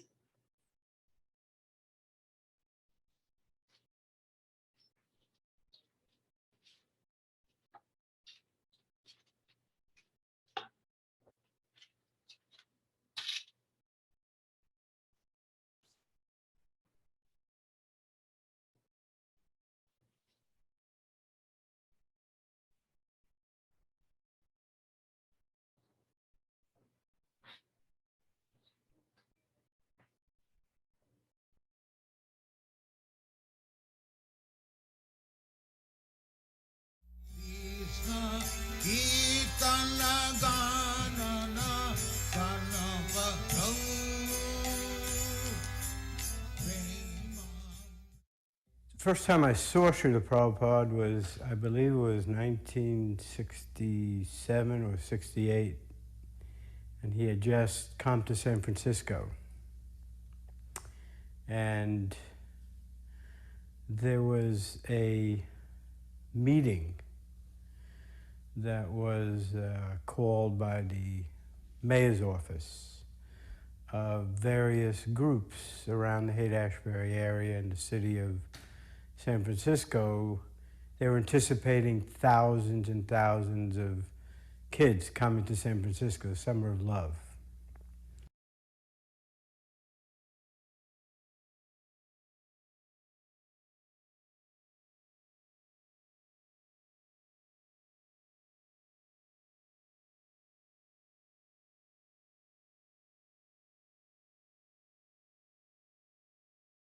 We had a storefront at 520 Frederick Street. And as it turns out, the devotees opened the storefront right next door at 518 Frederick Street. And at this meeting, they had the mayor of the city, the chief of police, various medical personnel from hospitals. They had a couple of other yoga groups that were there. There were about 15 people there. And I was there with another fellow representing the diggers. And Prabhupada came there with Hayagriva. And everybody there made their presentation, what they were going to do to help and so forth. And it came time for Prabhupada to talk. And Prabhupada pointed to Hayagriva and said, "You talk." And Hayagriva told about the temple that we were doing, and I don't quite remember the conversation. But even at this point, I just kept looking at this little Indian fellow who was just sitting there. And he was just kind of moving his head back and forth and just listening to Hayagriva. And then they brought out a plate of fruits, like to give to everybody who was there as a guest. And Hayagriva picked it up and offered it to Srila Prabhupada first. And Prabhupada picked a grape up and he threw it in the air, like threw it right in his mouth. And it was like, I was sitting next to him, and it was the most amazing thing in the world to see that. And that was the first time that I ever seen Srila Prabhupada. It was just an amazing thing. I'd never seen anybody do that. It was quite incredible. Then the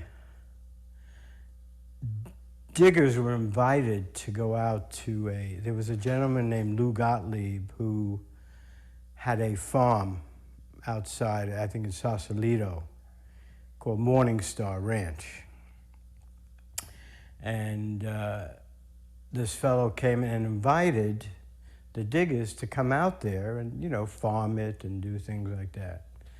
So I went out there to live at that farm, and I'd go back and forth to San Francisco from there. And then one day we heard that the devotees from the temple were going to come out there to the Morning Star Ranch. And Prabhupada was going to come out there.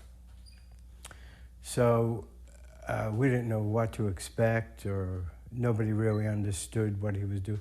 We used to go in and the parks, and we used to see him chanting there, and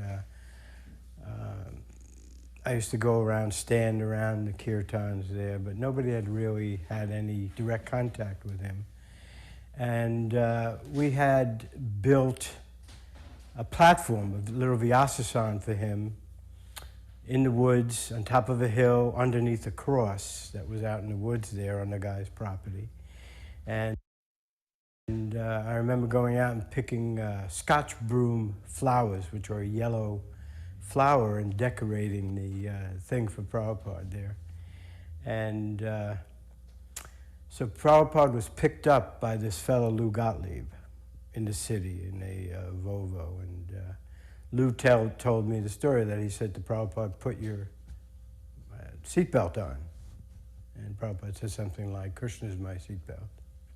He remembered that, he told me that story. So Prabhupada got there, and I happened to be in the garden. Just, I don't know if you can say this on tape, but most of the people walked around with no clothing on or anything like that up there. I happened to be in a garden when Prabhupada arrived. I was digging potatoes in the garden there. And Lou Gottlieb brought him over, and there I was, and shook Prabhupada's hand. I was standing there, and Prabhupada did say, "What are you doing?" And I said, "I'm digging potatoes." He said, "No, what are you doing with your life?" And I don't even remember what I said. I do remember what he said, but I don't remember what I answered there. And then we went, everybody went, and Prabhupada went up to the hill there and chanted. And the thing about, after Prabhupada left there, every evening all the people who were living there used to gather together for a common meal. And we'd all stand around holding hands, and we'd just stay there, with eyes closed, not doing anything, But that very evening, in that meal, not only everybody started chanting Hare Krishna. And that became one of the things there. On that farm, there were many other, at the time, Vishnu John lived there, Tamal Krishna lived there, Madhavisa, so many people became devotees off of that farm because of Srila Prabhupada's visit there, and the enthusiasm for the chanting and so forth. He wrote me, I have a bunch of letters that he wrote.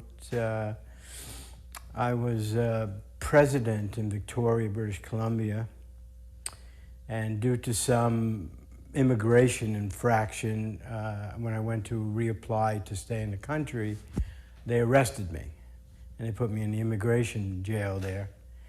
And that very next week, I got a letter from Srila Prabhupada saying, "Oh, this is," not knowing that I was in jail, said, "Oh, this is the best thing going," I had written him that we were traveling, distributing books up in Canada at the time. "Oh, that is a very good program, that is the best. Sometimes you will run into great difficulties." Talked about the chanting when the Chankazis stopped the chanting. So I was in jail and not knowing, and so I get this letter saying, good boy. Not that I'm glad to see you in jail, but you're doing the right thing, you're going to get problems like that. There was one time in Mayapur, they have this, where Prabhupada's Vyasana, there's a little wall there, and I was sitting right where he walks up the stairs there, and it was hot, and I was nodding out, sleeping, but all around them, there must have been, 15 or 20 sannyasis, and you see all their dandas going down and up and down. And Prabhupada pointed to me and said, "Wake up." And all of a sudden you see all the dandas straighten up. So I took it as Prabhupada using me to wake everybody up there.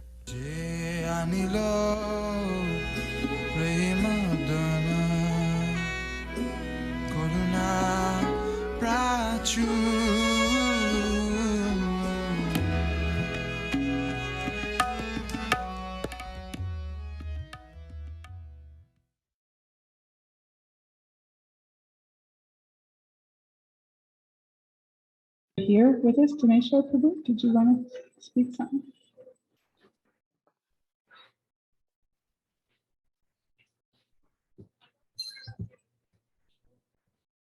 I've all spirit soul. Goura Hari Prabhu ki jai.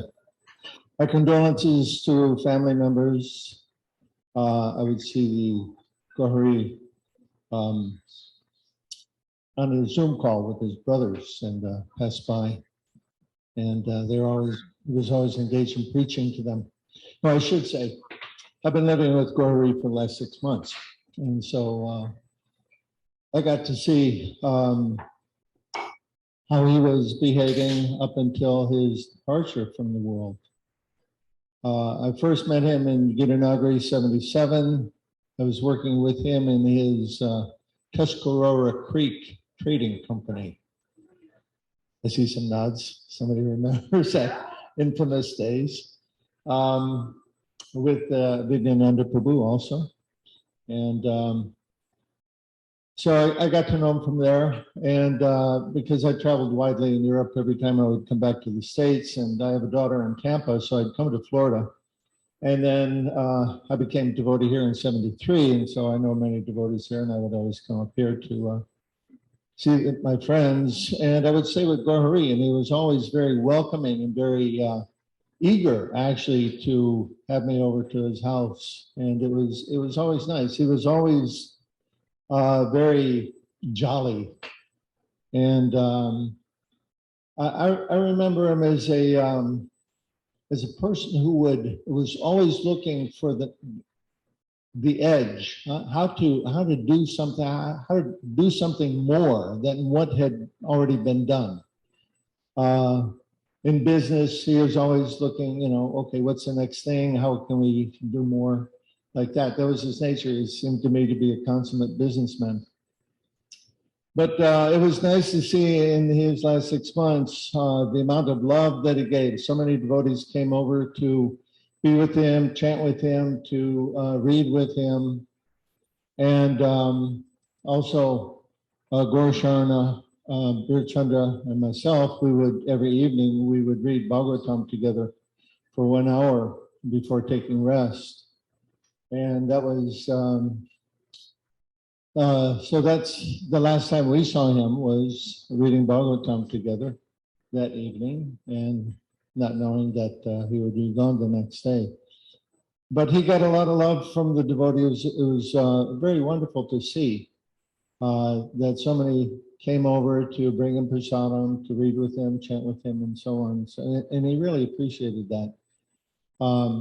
He was always engaged in those last 6 months, always listening to Prabhupada lectures, chanting on the beads, and just as much as he could to keep absorbed in Krishna consciousness for the last 6 months of his time with us.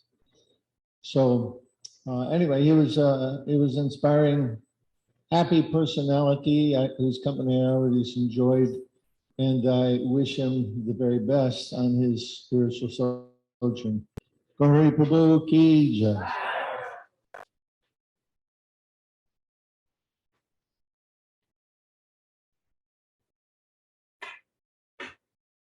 Thanks. My dear Leela, there are some other people here that wanted to speak, and I know you said you did. So I think we'll hopefully be able to have silent arti until devotees. That's okay? Perfect. Okay. Thank you, Lord. So Sesha Prabhu, it's okay? Okay.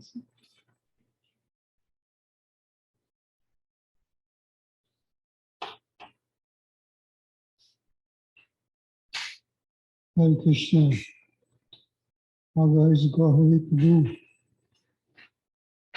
I'd just like to take a moment to reflect about Goura Hari Prabhu's life. This morning during the Srimad Bhagavatam class, Nagaraj Prabhu was telling us something that we all know, and that is that the path that we've taken of a Krishna conscious life is not always easy. There are challenges to that. And casualties are high, actually, when you think about it over the years. So we owe a lot to Goura Hari Prabhu, because he not only has 50, 53 years plus serving Srila Prabhupada, but he did it in a way that takes away all the hardship and austerity that Nagaraj was speaking about today. The difficulty, the struggles that we all have to continue in Krishna consciousness. Goura is an example of someone who did that. And how he did it has been very evident here this evening. All the wonderful personal stories and interaction that he displayed with all of you, which make the burden a little lighter as we walk the trail of Krishna consciousness. So I think we owe Goura Hari Prabhu a vote of thanks for showing that giving your life to Krishna, 50 plus years in ISKCON, It's all worth it. It's livable. And Gauri showed us how to live it. So for that, I'm personally thankful. And I hope that you will be too. Hare Krishna.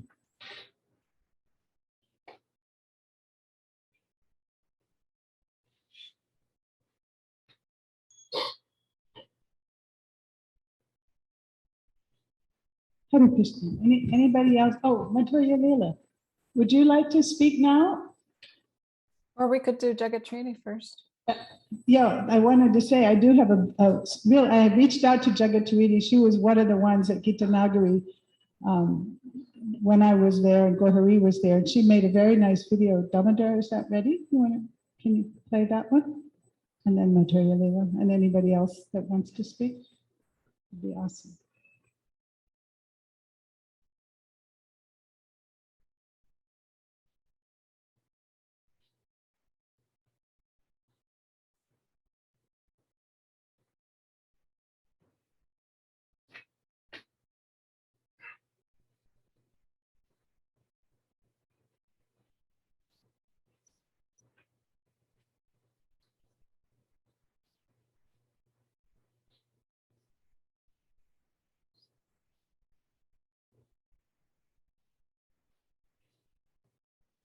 Anybody has to leave, please take a picture.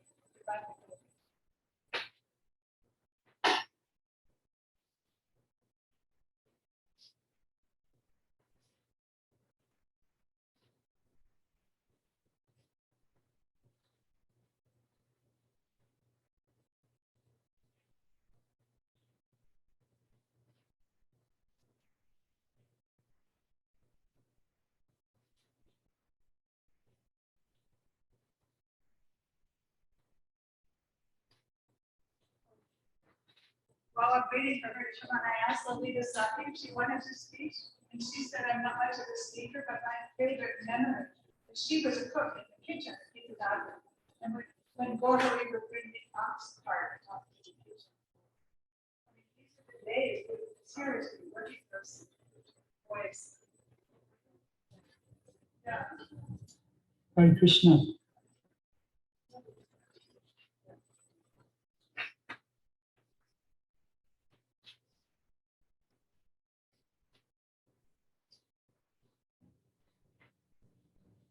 Hare Krishna. I was invited by Bhagavati to share some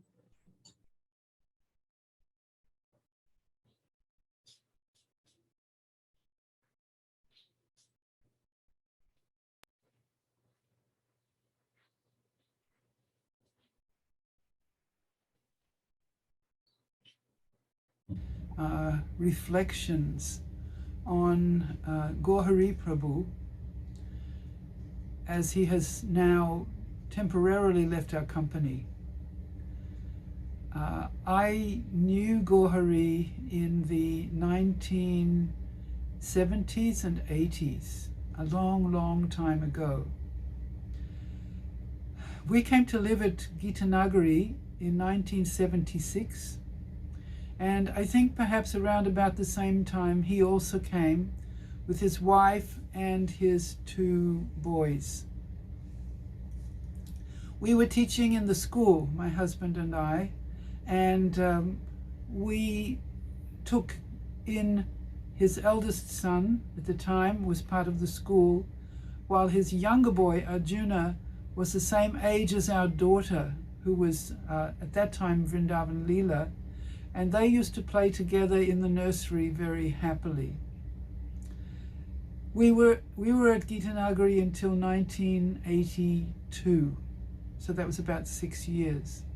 And most of that time, Goura Hari Prabhu was also there. So what do I remember about him?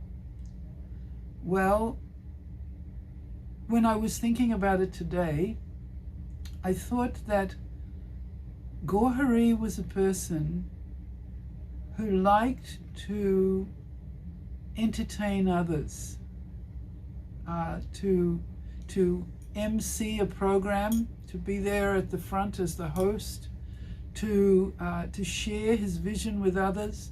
He was a real team player, you could say, and particularly in relationship to entertainment.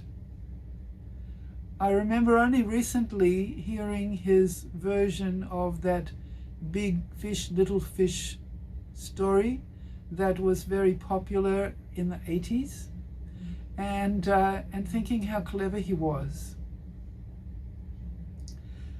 I'd say that my most vivid memory of Goura Hari was in relationship to the business that Gita Nagari started in an attempt to finance the project itself, to create a base for the project. And it was about selling these muesli bars, which were called Yogi Bars.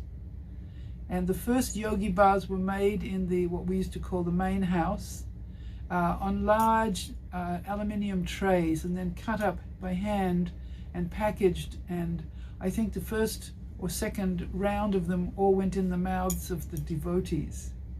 But then Goura Hari got it down with the help of others, and he had them packaged, and then he traveled around trying to market them in health food shops. And this was something I really admired about him. It was like somebody who didn't want to say it couldn't be done. And then at one stage, because we discovered there was a lot of competition in the health food industry, Goura Hari was going to go to some kind of a convention for health food people. And as part of what he wanted to do, he asked me, or I don't know actually how it came into being, so let's just say he asked me to create a puppet show that could go along with their booth. So I did, and he had a new line of Yogi Bars called the Hawaiian Yogi Bar, which had slices of pineapple in it for a different flavor. And so I made a Hawaiian Yogi Bar puppet, which I think never before and never since has such a thing been seen. And I made a little boy, it was using my son's clothes. I made a little boy puppet whose hands moved on rods, and I made a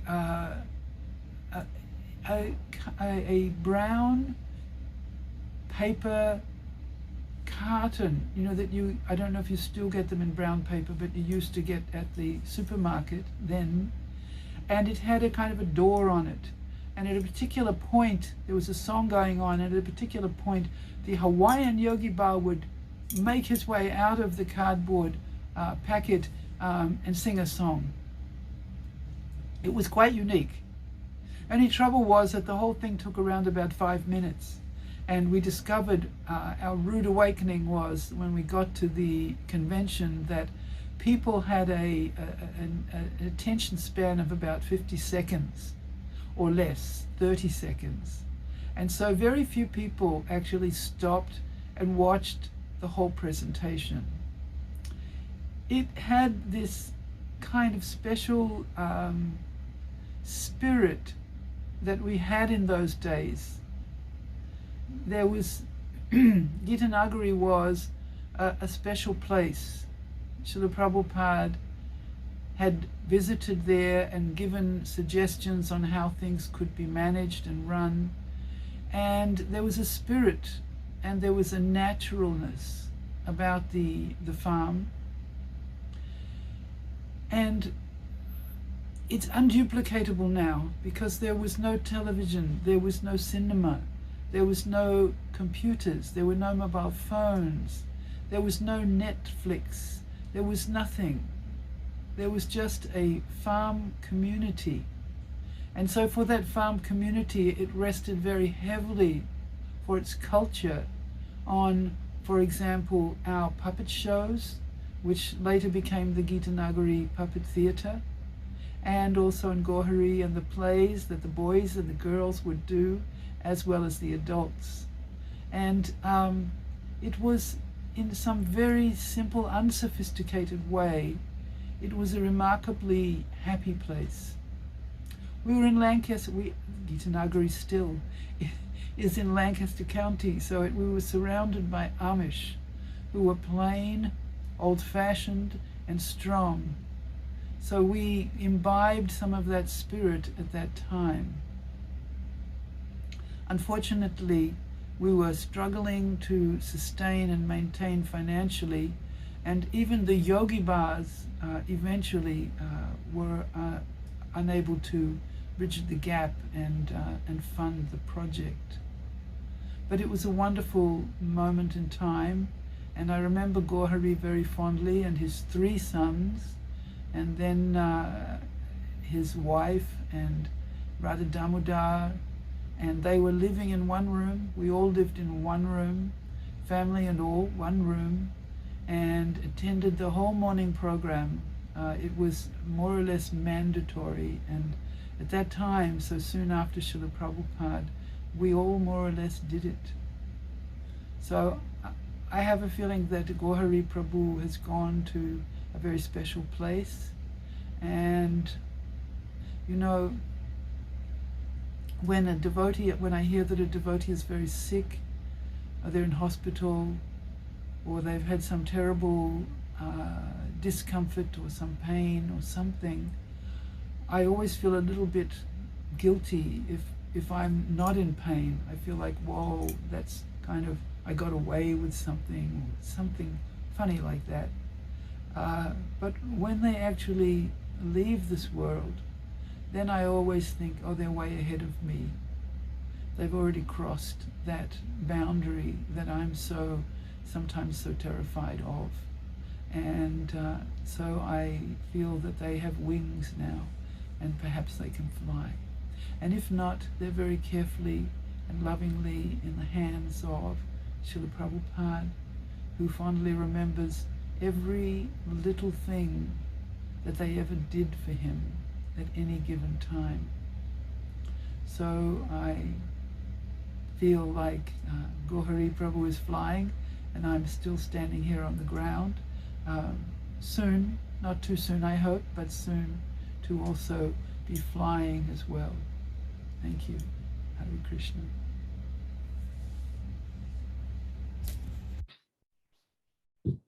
So who hasn't spoken that would like to speak? Yeah, okay.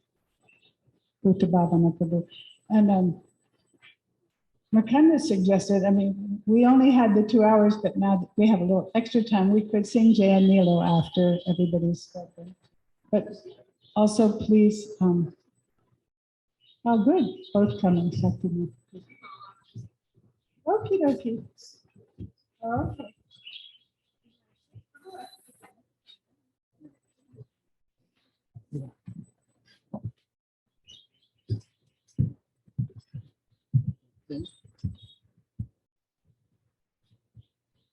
Vanchakalpatarubhascha Kritasannavaivacha Patitanam Pavanabhyo Vaishnavabhyo Namo Namo. All glories to Goura Hari.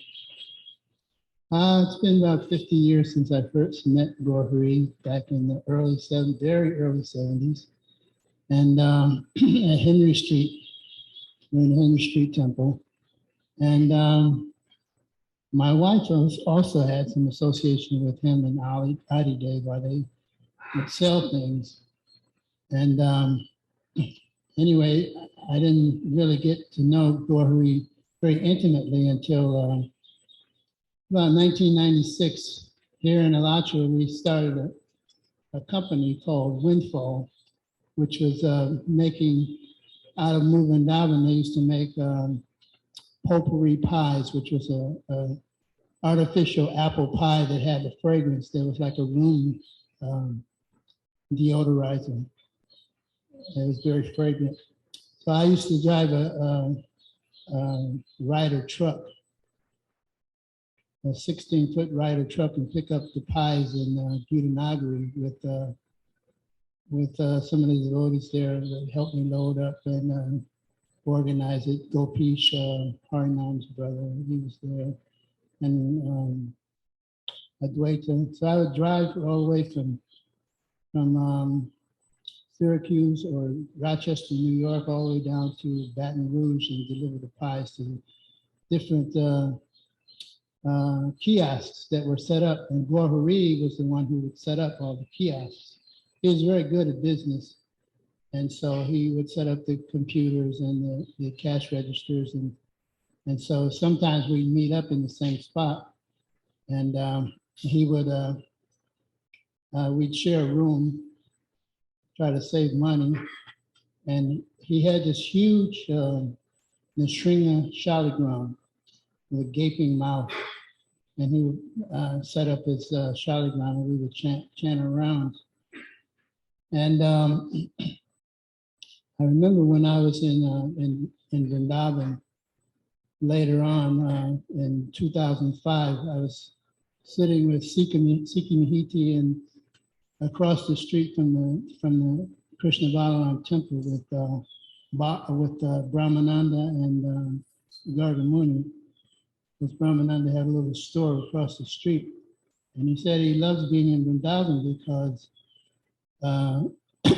it keeps him very close to Srila Prabhupada. So he thought about Prabhupada all the time while he was in Vrindavan. And so I remember Goura Hari had told me that the only reason he's doing business is because he wanted to retire to Vrindavan after he made a certain amount of money and just, spend the rest of his life in Vrindavan. He never made it there since he stayed here in Alachua, but I was always remembering that was his desire. He was very good at organizing business things. And we used to also help him because in Ocala later, he had set up stores for the Calendar Club, and we would go down there and help load up everything. But he was very good at business. So I always wanted to see him like as a big brother, because when I joined, I had so many different younger devotees in the temple in Hindu Street. I had joined in LA, and then Karandar sent me to New York. And some of these big brothers was like Rupanuga, Bhavananda, and there was quite a few other older devotees that were older than most of us. And so Goura Hari was like a big brother to me. So when we used to travel and take all these pies around and set up these shops in the different malls, he was very good at doing that. And I always appreciated the fact that he was very Krishna conscious and always kept tabs on things very nicely. So yeah, he always wanted me to come by and see him at his house. Unfortunately, I can't drive anymore because you can't see that way. So I would have to depend on my wife to take me over there, but I never really made it. Actually, when he did get sick, he was in the hospital at I believe it was Shands, and we went there, and he was saying how he doesn't have the use of his legs. So my wife, we were kind of massaging his legs so he would kind of get some feeling in his legs while we were there visiting. And we had some discussions and talked about old times, and it was very nice to see him. He was always thinking of Prabhupada.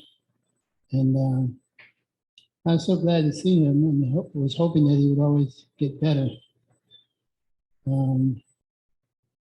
So I guess that he's in a better place right now, and I'm hoping that Krishna has shown him mercy as he always has throughout his life.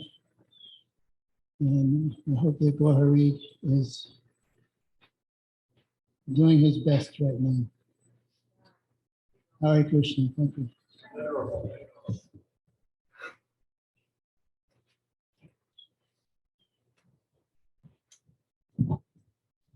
Thanks a lot. That's really sweet to hear. Damodar just put a picture up for a moment to show that's Prafula. Jagatarini was mentioning when she and Burjan and family were at the farm. There's Goura Hari with Arjuna on one knee and little Vrindavan Leela, who's now Lalita Manjari, on his other knee. So since Arjuna's on the call, I wanted him to see that. And a very young Goura Hari. So I know Madhuri, Madhurya Leela wanted to speak something. And is there anyone else here that would like, oh, good, Thakur, Sanga Thakur and Radha Damodar. So, Thakur, why don't you come up and then we'll have Madhurya Leela go between the two of you.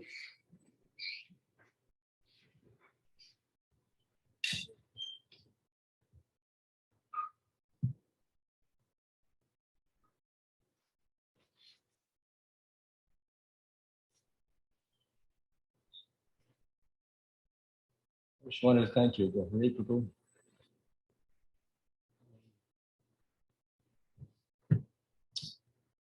Every time I met him over the past few years, he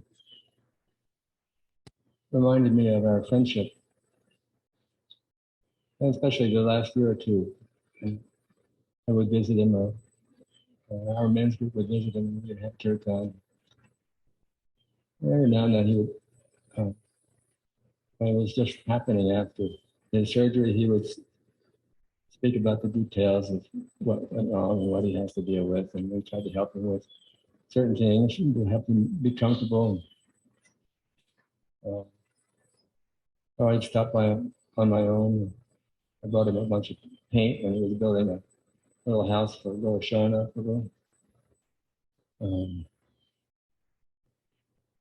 He thought I was using the paint as an excuse to come by, and he was right. I tended to be rather timid around him, and he was on the opposite end of the spectrum. But he was always encouraging and very affectionate with me. And my affection for him grew. There was and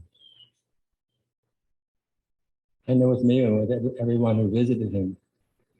He magnified or increased or enhanced our Krishna consciousness because he wanted to, he wanted to be fixed right in the middle of what was important in the Bhagavatam and Krishna book. When I visited him in hospital, he read Pastimes of Lord Nityananda. And that was, of course, exciting. And I just did a little thing of massaging his legs. He didn't really ask directly, but it meant a lot to him, just that little bit.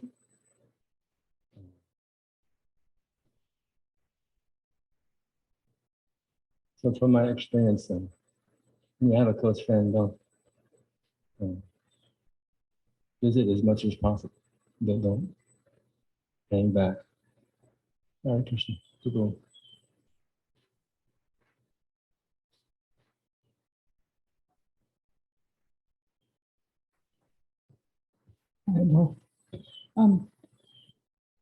Madhurya Leela, if you could speak, and then Radha Damodar, and if there's anyone else, and we do have a 4-minute clip of Big Fish, Little Fish. Hold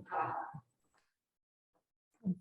Hare Krishna and hello. Vanchakalpatarishcha kripasindevacha patitanam pavanebhyo vaishnavebhyo namo namaha. I'm Madhurya Leela, or Lily, as Mr. Dennis knows, Goura Hari Prabhu's brother knows me as. I've known the Bressack family since the mid-80s when Arjuna and Siddha Baba, or Ben, were in Vrindavan, India. Arjuna was in my classroom, and I always remember his smiling face, that broad smile. Siddha Baba was ahead of him in the older boys' class, so I didn't have as much interaction with him. Of course, Prafulamukhi or Pauline would come to Vrindavan to visit, and that's where we became good friends. Then I was in touch with the family in Gita Nagari and for a while, and then in Alachua. More recently, because of my involvement with the end of life and devotee care, I became involved with Goura Hari Prabhu's care while he was in the hospital in February. That's when I started communicating with Dennis, his brother, about Goura Hari's care. We would talk about his medical options with the doctors and what he wanted. He almost died there. I don't think most people know that, but he almost died there. But it wasn't his time to go. He stabilized, and then he had the option of going to a nursing home where he could get very good care. but he declined their offer. He wanted to come home. He loved his place and the serenity, the beautiful nature with flowers and wildlife.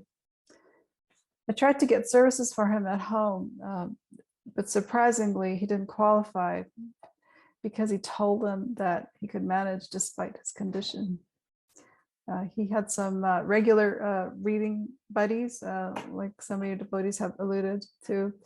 He was part of a Srimad Bhagavatam reading group at his home every night, as Dineshwar Prabhu said. The night before he passed, a group of 4 men read Srimad Bhagavatam together. I was able to visit him a few times during my visit to Alachua in the last 2 weeks of April. Excuse me. I noticed he always had Srila Prabhupada playing day and night on that little radio. It was also playing on the morning that he left his body. The Goura Hari Prabhu was 80 years old and had spent 53 years of his life serving. He was ready to go, especially after he lost the use of his legs. He was very affected by the loss of Guru Daryl.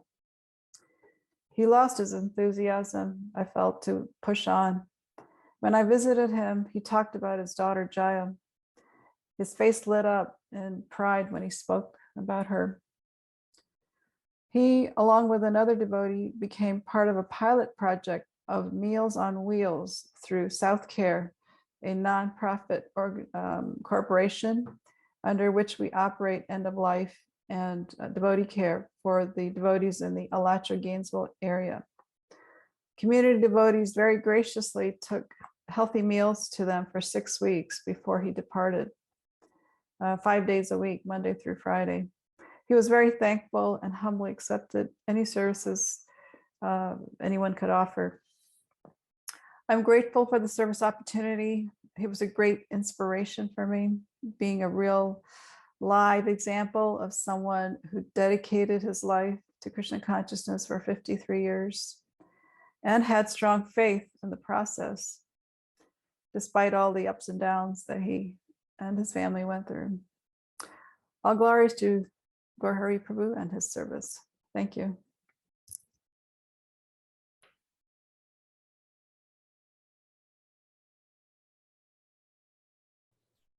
Just thinking how Bhuta Bhavana Prabhu was saying Goura Hari wanted to go and spend his last days in Vrindavan, but instead he spent his last days absorbed in Srimad Bhagavatam, which is non-different. So that worked out.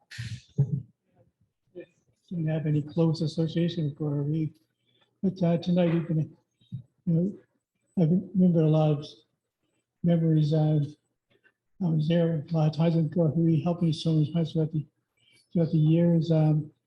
I was remembering a lot of these things. Just like I first saw the devotees in '68, and I knew right away I'd be a devotee, but I didn't want to be a devotee then. I was 16. I was intent on being a hippie. When I got out of school, I was going to go to San Francisco. I landed in Vancouver, and sometimes I'd come back to Toronto. But in those years, I used to actually cross the street to avoid the devotees.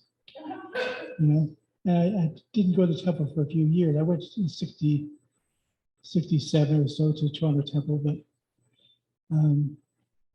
didn't go again until 71 when I was at this hostel farm. I always used to always eat at the hostel, line up and had lunch at the hostel, and the manager he offered me a job of being a summer garden manager. He said there wasn't much work to do because he couldn't go much in the summer. But so the first day we took food at the temple, he said, I know some people that they're good people and they feed people too. So we went out to the temple, Bahadak's house in Victoria. Goura Hari had come in 71 there to make Bahadak's house into a temple. And we went out there with a big truckload of eggplants. And Goura Hari said, oh, eggplants are, Prabhupada said that eggplants are the queen of vegetables, and cauliflower is the king of vegetables, and eggplant is queen.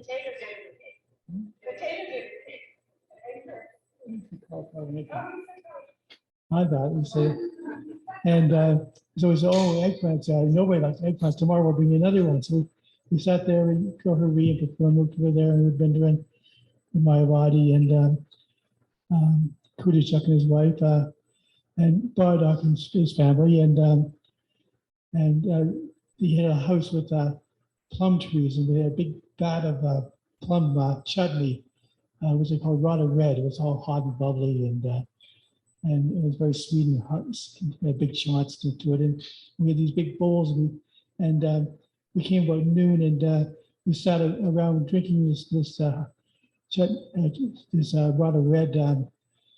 Bardock who told me that Prabhupada said that it should be Rada Red should be so hot that you can hardly drink it, but so sweet you can't give it up. So we sat there till about sunset, to which we couldn't move. We were lying around the yard laughing and things. But and we did the same thing the next day, even more Rada Red till sunset. And after that, being addicted to prasadam, I started coming around for every night, Monday to Friday. I would come for several months. I was quite excited at that time. I had long hair and a leather headband and tie-dye and ripped jeans. I didn't wear shoes. And I was always full of dirt. Yet I'd always come to the temple, and he was always smiling and happy. He gave the classes every night, and Bardock would hold the book for me and go through class, and then he'd feed me album porries. But so finally October 3rd, I did join up, but Goura Hari was already gone. He would have been arrested, and Bardock had to take charge of the temple. And but that was the first bhakti in Victoria, BC. So I'm grateful that Goura Hari came to Victoria to capture me there. And because I had left Vancouver and had been living for about 6 months in Victoria. And so we used to go visit Goura Hari in prison and bring the prasadam. I remember putting the prasadam through a little like mail slot in the jail. And we also saw him off when he was deported in shackles. It was on a ferry to go to from Victoria to United States. We saw him off. And then I stayed in the movement for some time since. And the next time I saw him was in Alachua in about 92 when I came here, and he said, remember me? We met him on Main Street over by the Ivy House, and he said that if I've ever done anything to offend you, please forgive me. We offered a basis on the street there, which was unusual, I thought. And also, I remember when he started a windfall business, I was unemployed and very much needed money. I wasn't interested in the windfall stuff, but he had me clean the whole place. We've been moving a lot of boxes, and even painted all the interior, and he gave me some much needed money like that. Otherwise, he wasn't living too far from here, though we still weren't very close. I did drop by and always had kind of association with him a few little times, but I didn't have any really big association with like other people did. Thank you. Thanks, Radha Damodar. That was wonderful. 2 days drunk on plum chutney, Rada Red. That's pretty extraordinary. Yeah. No, I think it's kind of winding down because we've exceeded our 6:30 limit by half an hour. But I wanted to read you all a note from Arjuna, who says, "Thank you to all the family, friends, and devotees who served and helped Goura Hari these past years and kept his spirits up. Thank you for visiting him and reading to him, running errands for him, assisting him in his physical challenges, giving him nice association and massages, and so much more. We really appreciate that and are so grateful. Goura Hari ki jai." And I just wanted to also mention, don't forget to take a cookie, and that this whole, Jayashree will take the pictures when she goes. That'll be nice. She wanted them.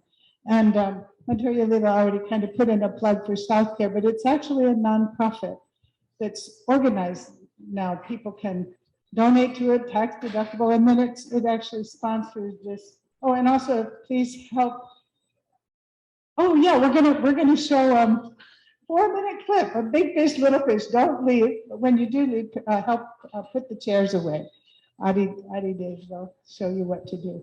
So and yeah, and if anybody would like to stay and join Mukunda singing Jayanila, that would be lovely too. Okay, thank you so much, everybody. Hare Krishna. Hey! Hey! Hey! Hey!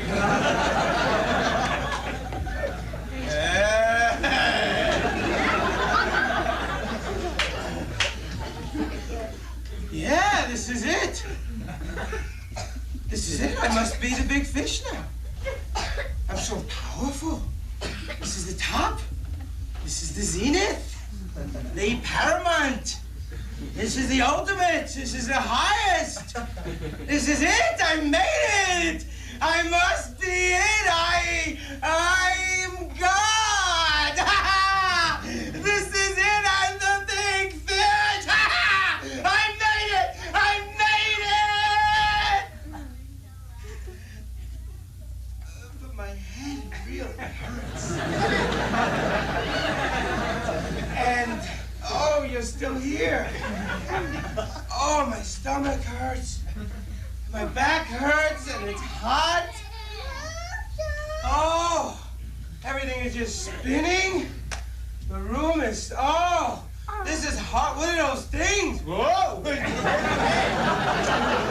you get away from me. You get away from me, buddy. You don't know who you're messing with.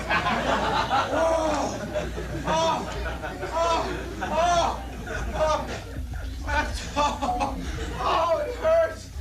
Oh, oh, God. Oh, my goodness. Oh, this is horrible. Oh, Maya, Maya, you gotta help me here. Oh, oh, Maya, this is horrible. What's wrong, Fish? Oh, this thing. Oh, my head hurts. This itch hurts. I've got the thing for you. Oh, no, you can get it. Turn it on. You need to turn it on. Come on, drink this. Drink this. You don't get hot. Big fish. Big fish. Big fish. Help me. Leave him alone. Prabhupada, help me. Go. Come on. Oh, it's okay. It's okay. Oh, what a horrible thing. No, get up. It was just a nightmare. Oh, it was. It was just a nightmare. A very short nightmare. Oh. You're all right. Oh, big fish. Oh. I just want to have a little fun. Fun? That's my name. Oh. Maya, I'm your best friend, Fish. Come with me. Come on, Fish. No, you.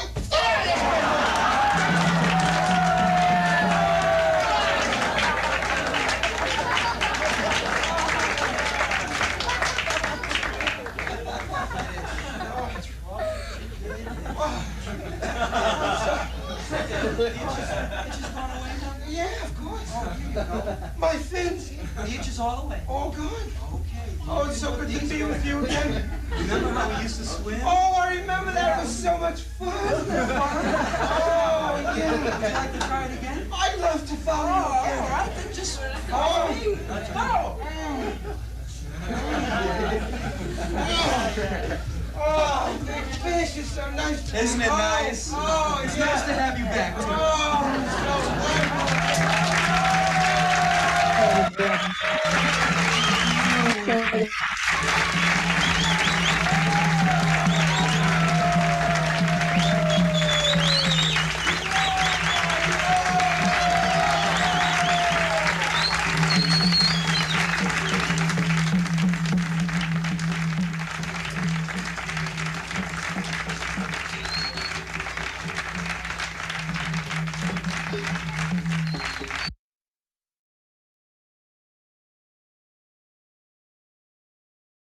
Nice to share.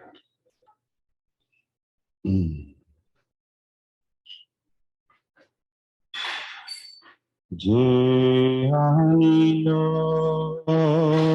Prema Dhana Karuna Prachu Je Harilo Prema Dhana Karuna Prachu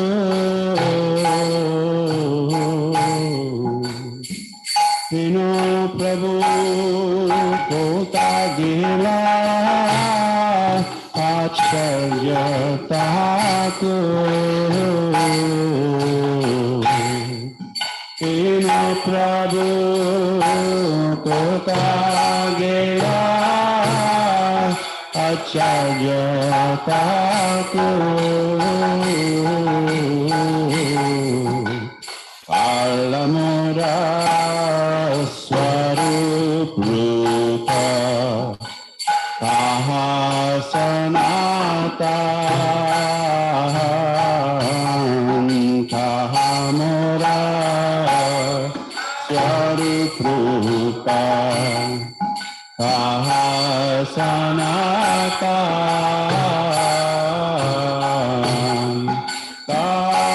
Dasa Raghunatha Patita Pavan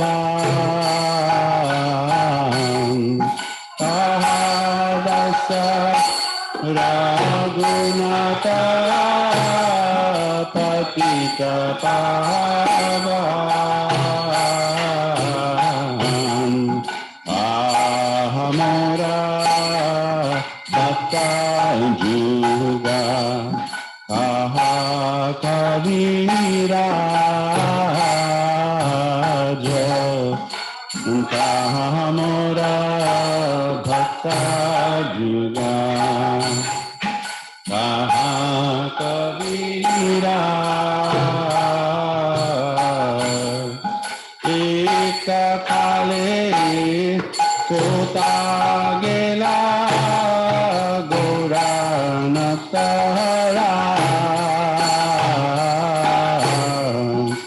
Eka Kale Kota Gela Goura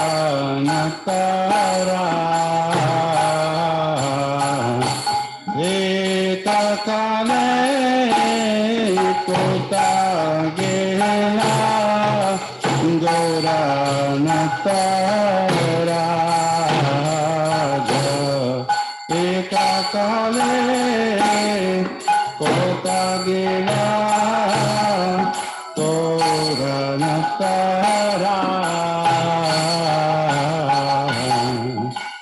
Ashane Kutibo Mata Anale Pashibo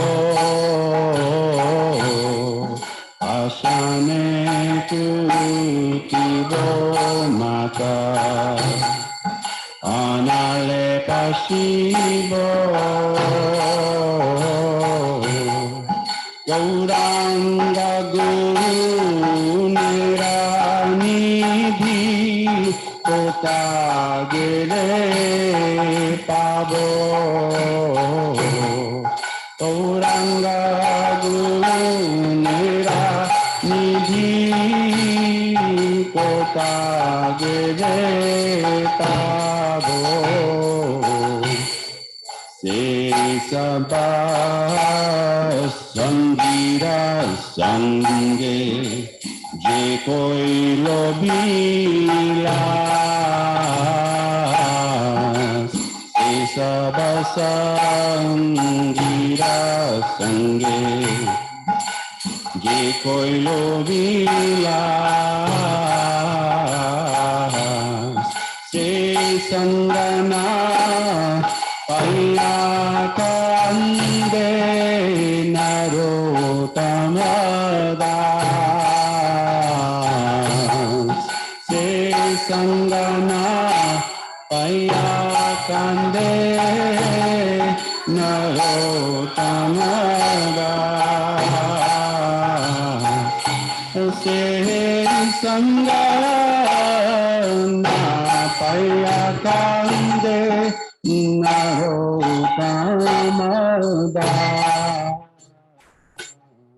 Se Sangha Kande Naro Dhamada Jaya Vaishnava Thakur Vaishnava Thakur Vaishnava Thakur Jaya Vaishnava Thakur Jaya Vaishnava Thakur Vaishnava Thakur Vaishnava Thakur Jaya Vaishnava Thakur Jaya Goura Hari Prabhu Goura Hari Prabhu Goura Hari Prabhu Jaya Goura Hari Prabhu Jaya Goura Hari Prabhu Jaya Goura Hari Prabhu Goura Hari Prabhu Jaya Goura Jaya Jaya Prabhupada Prabhupada Prabhupada Jaya Prabhupada Jaya Prabhupada Prabhupada Prabhupada Jaya Prabhupada Hari Bol Hari Bol Hari Bol Sagar Hari Bol Sagar Hari Bol Hari Bol Hari Bol Nitai Gaura Hari Bol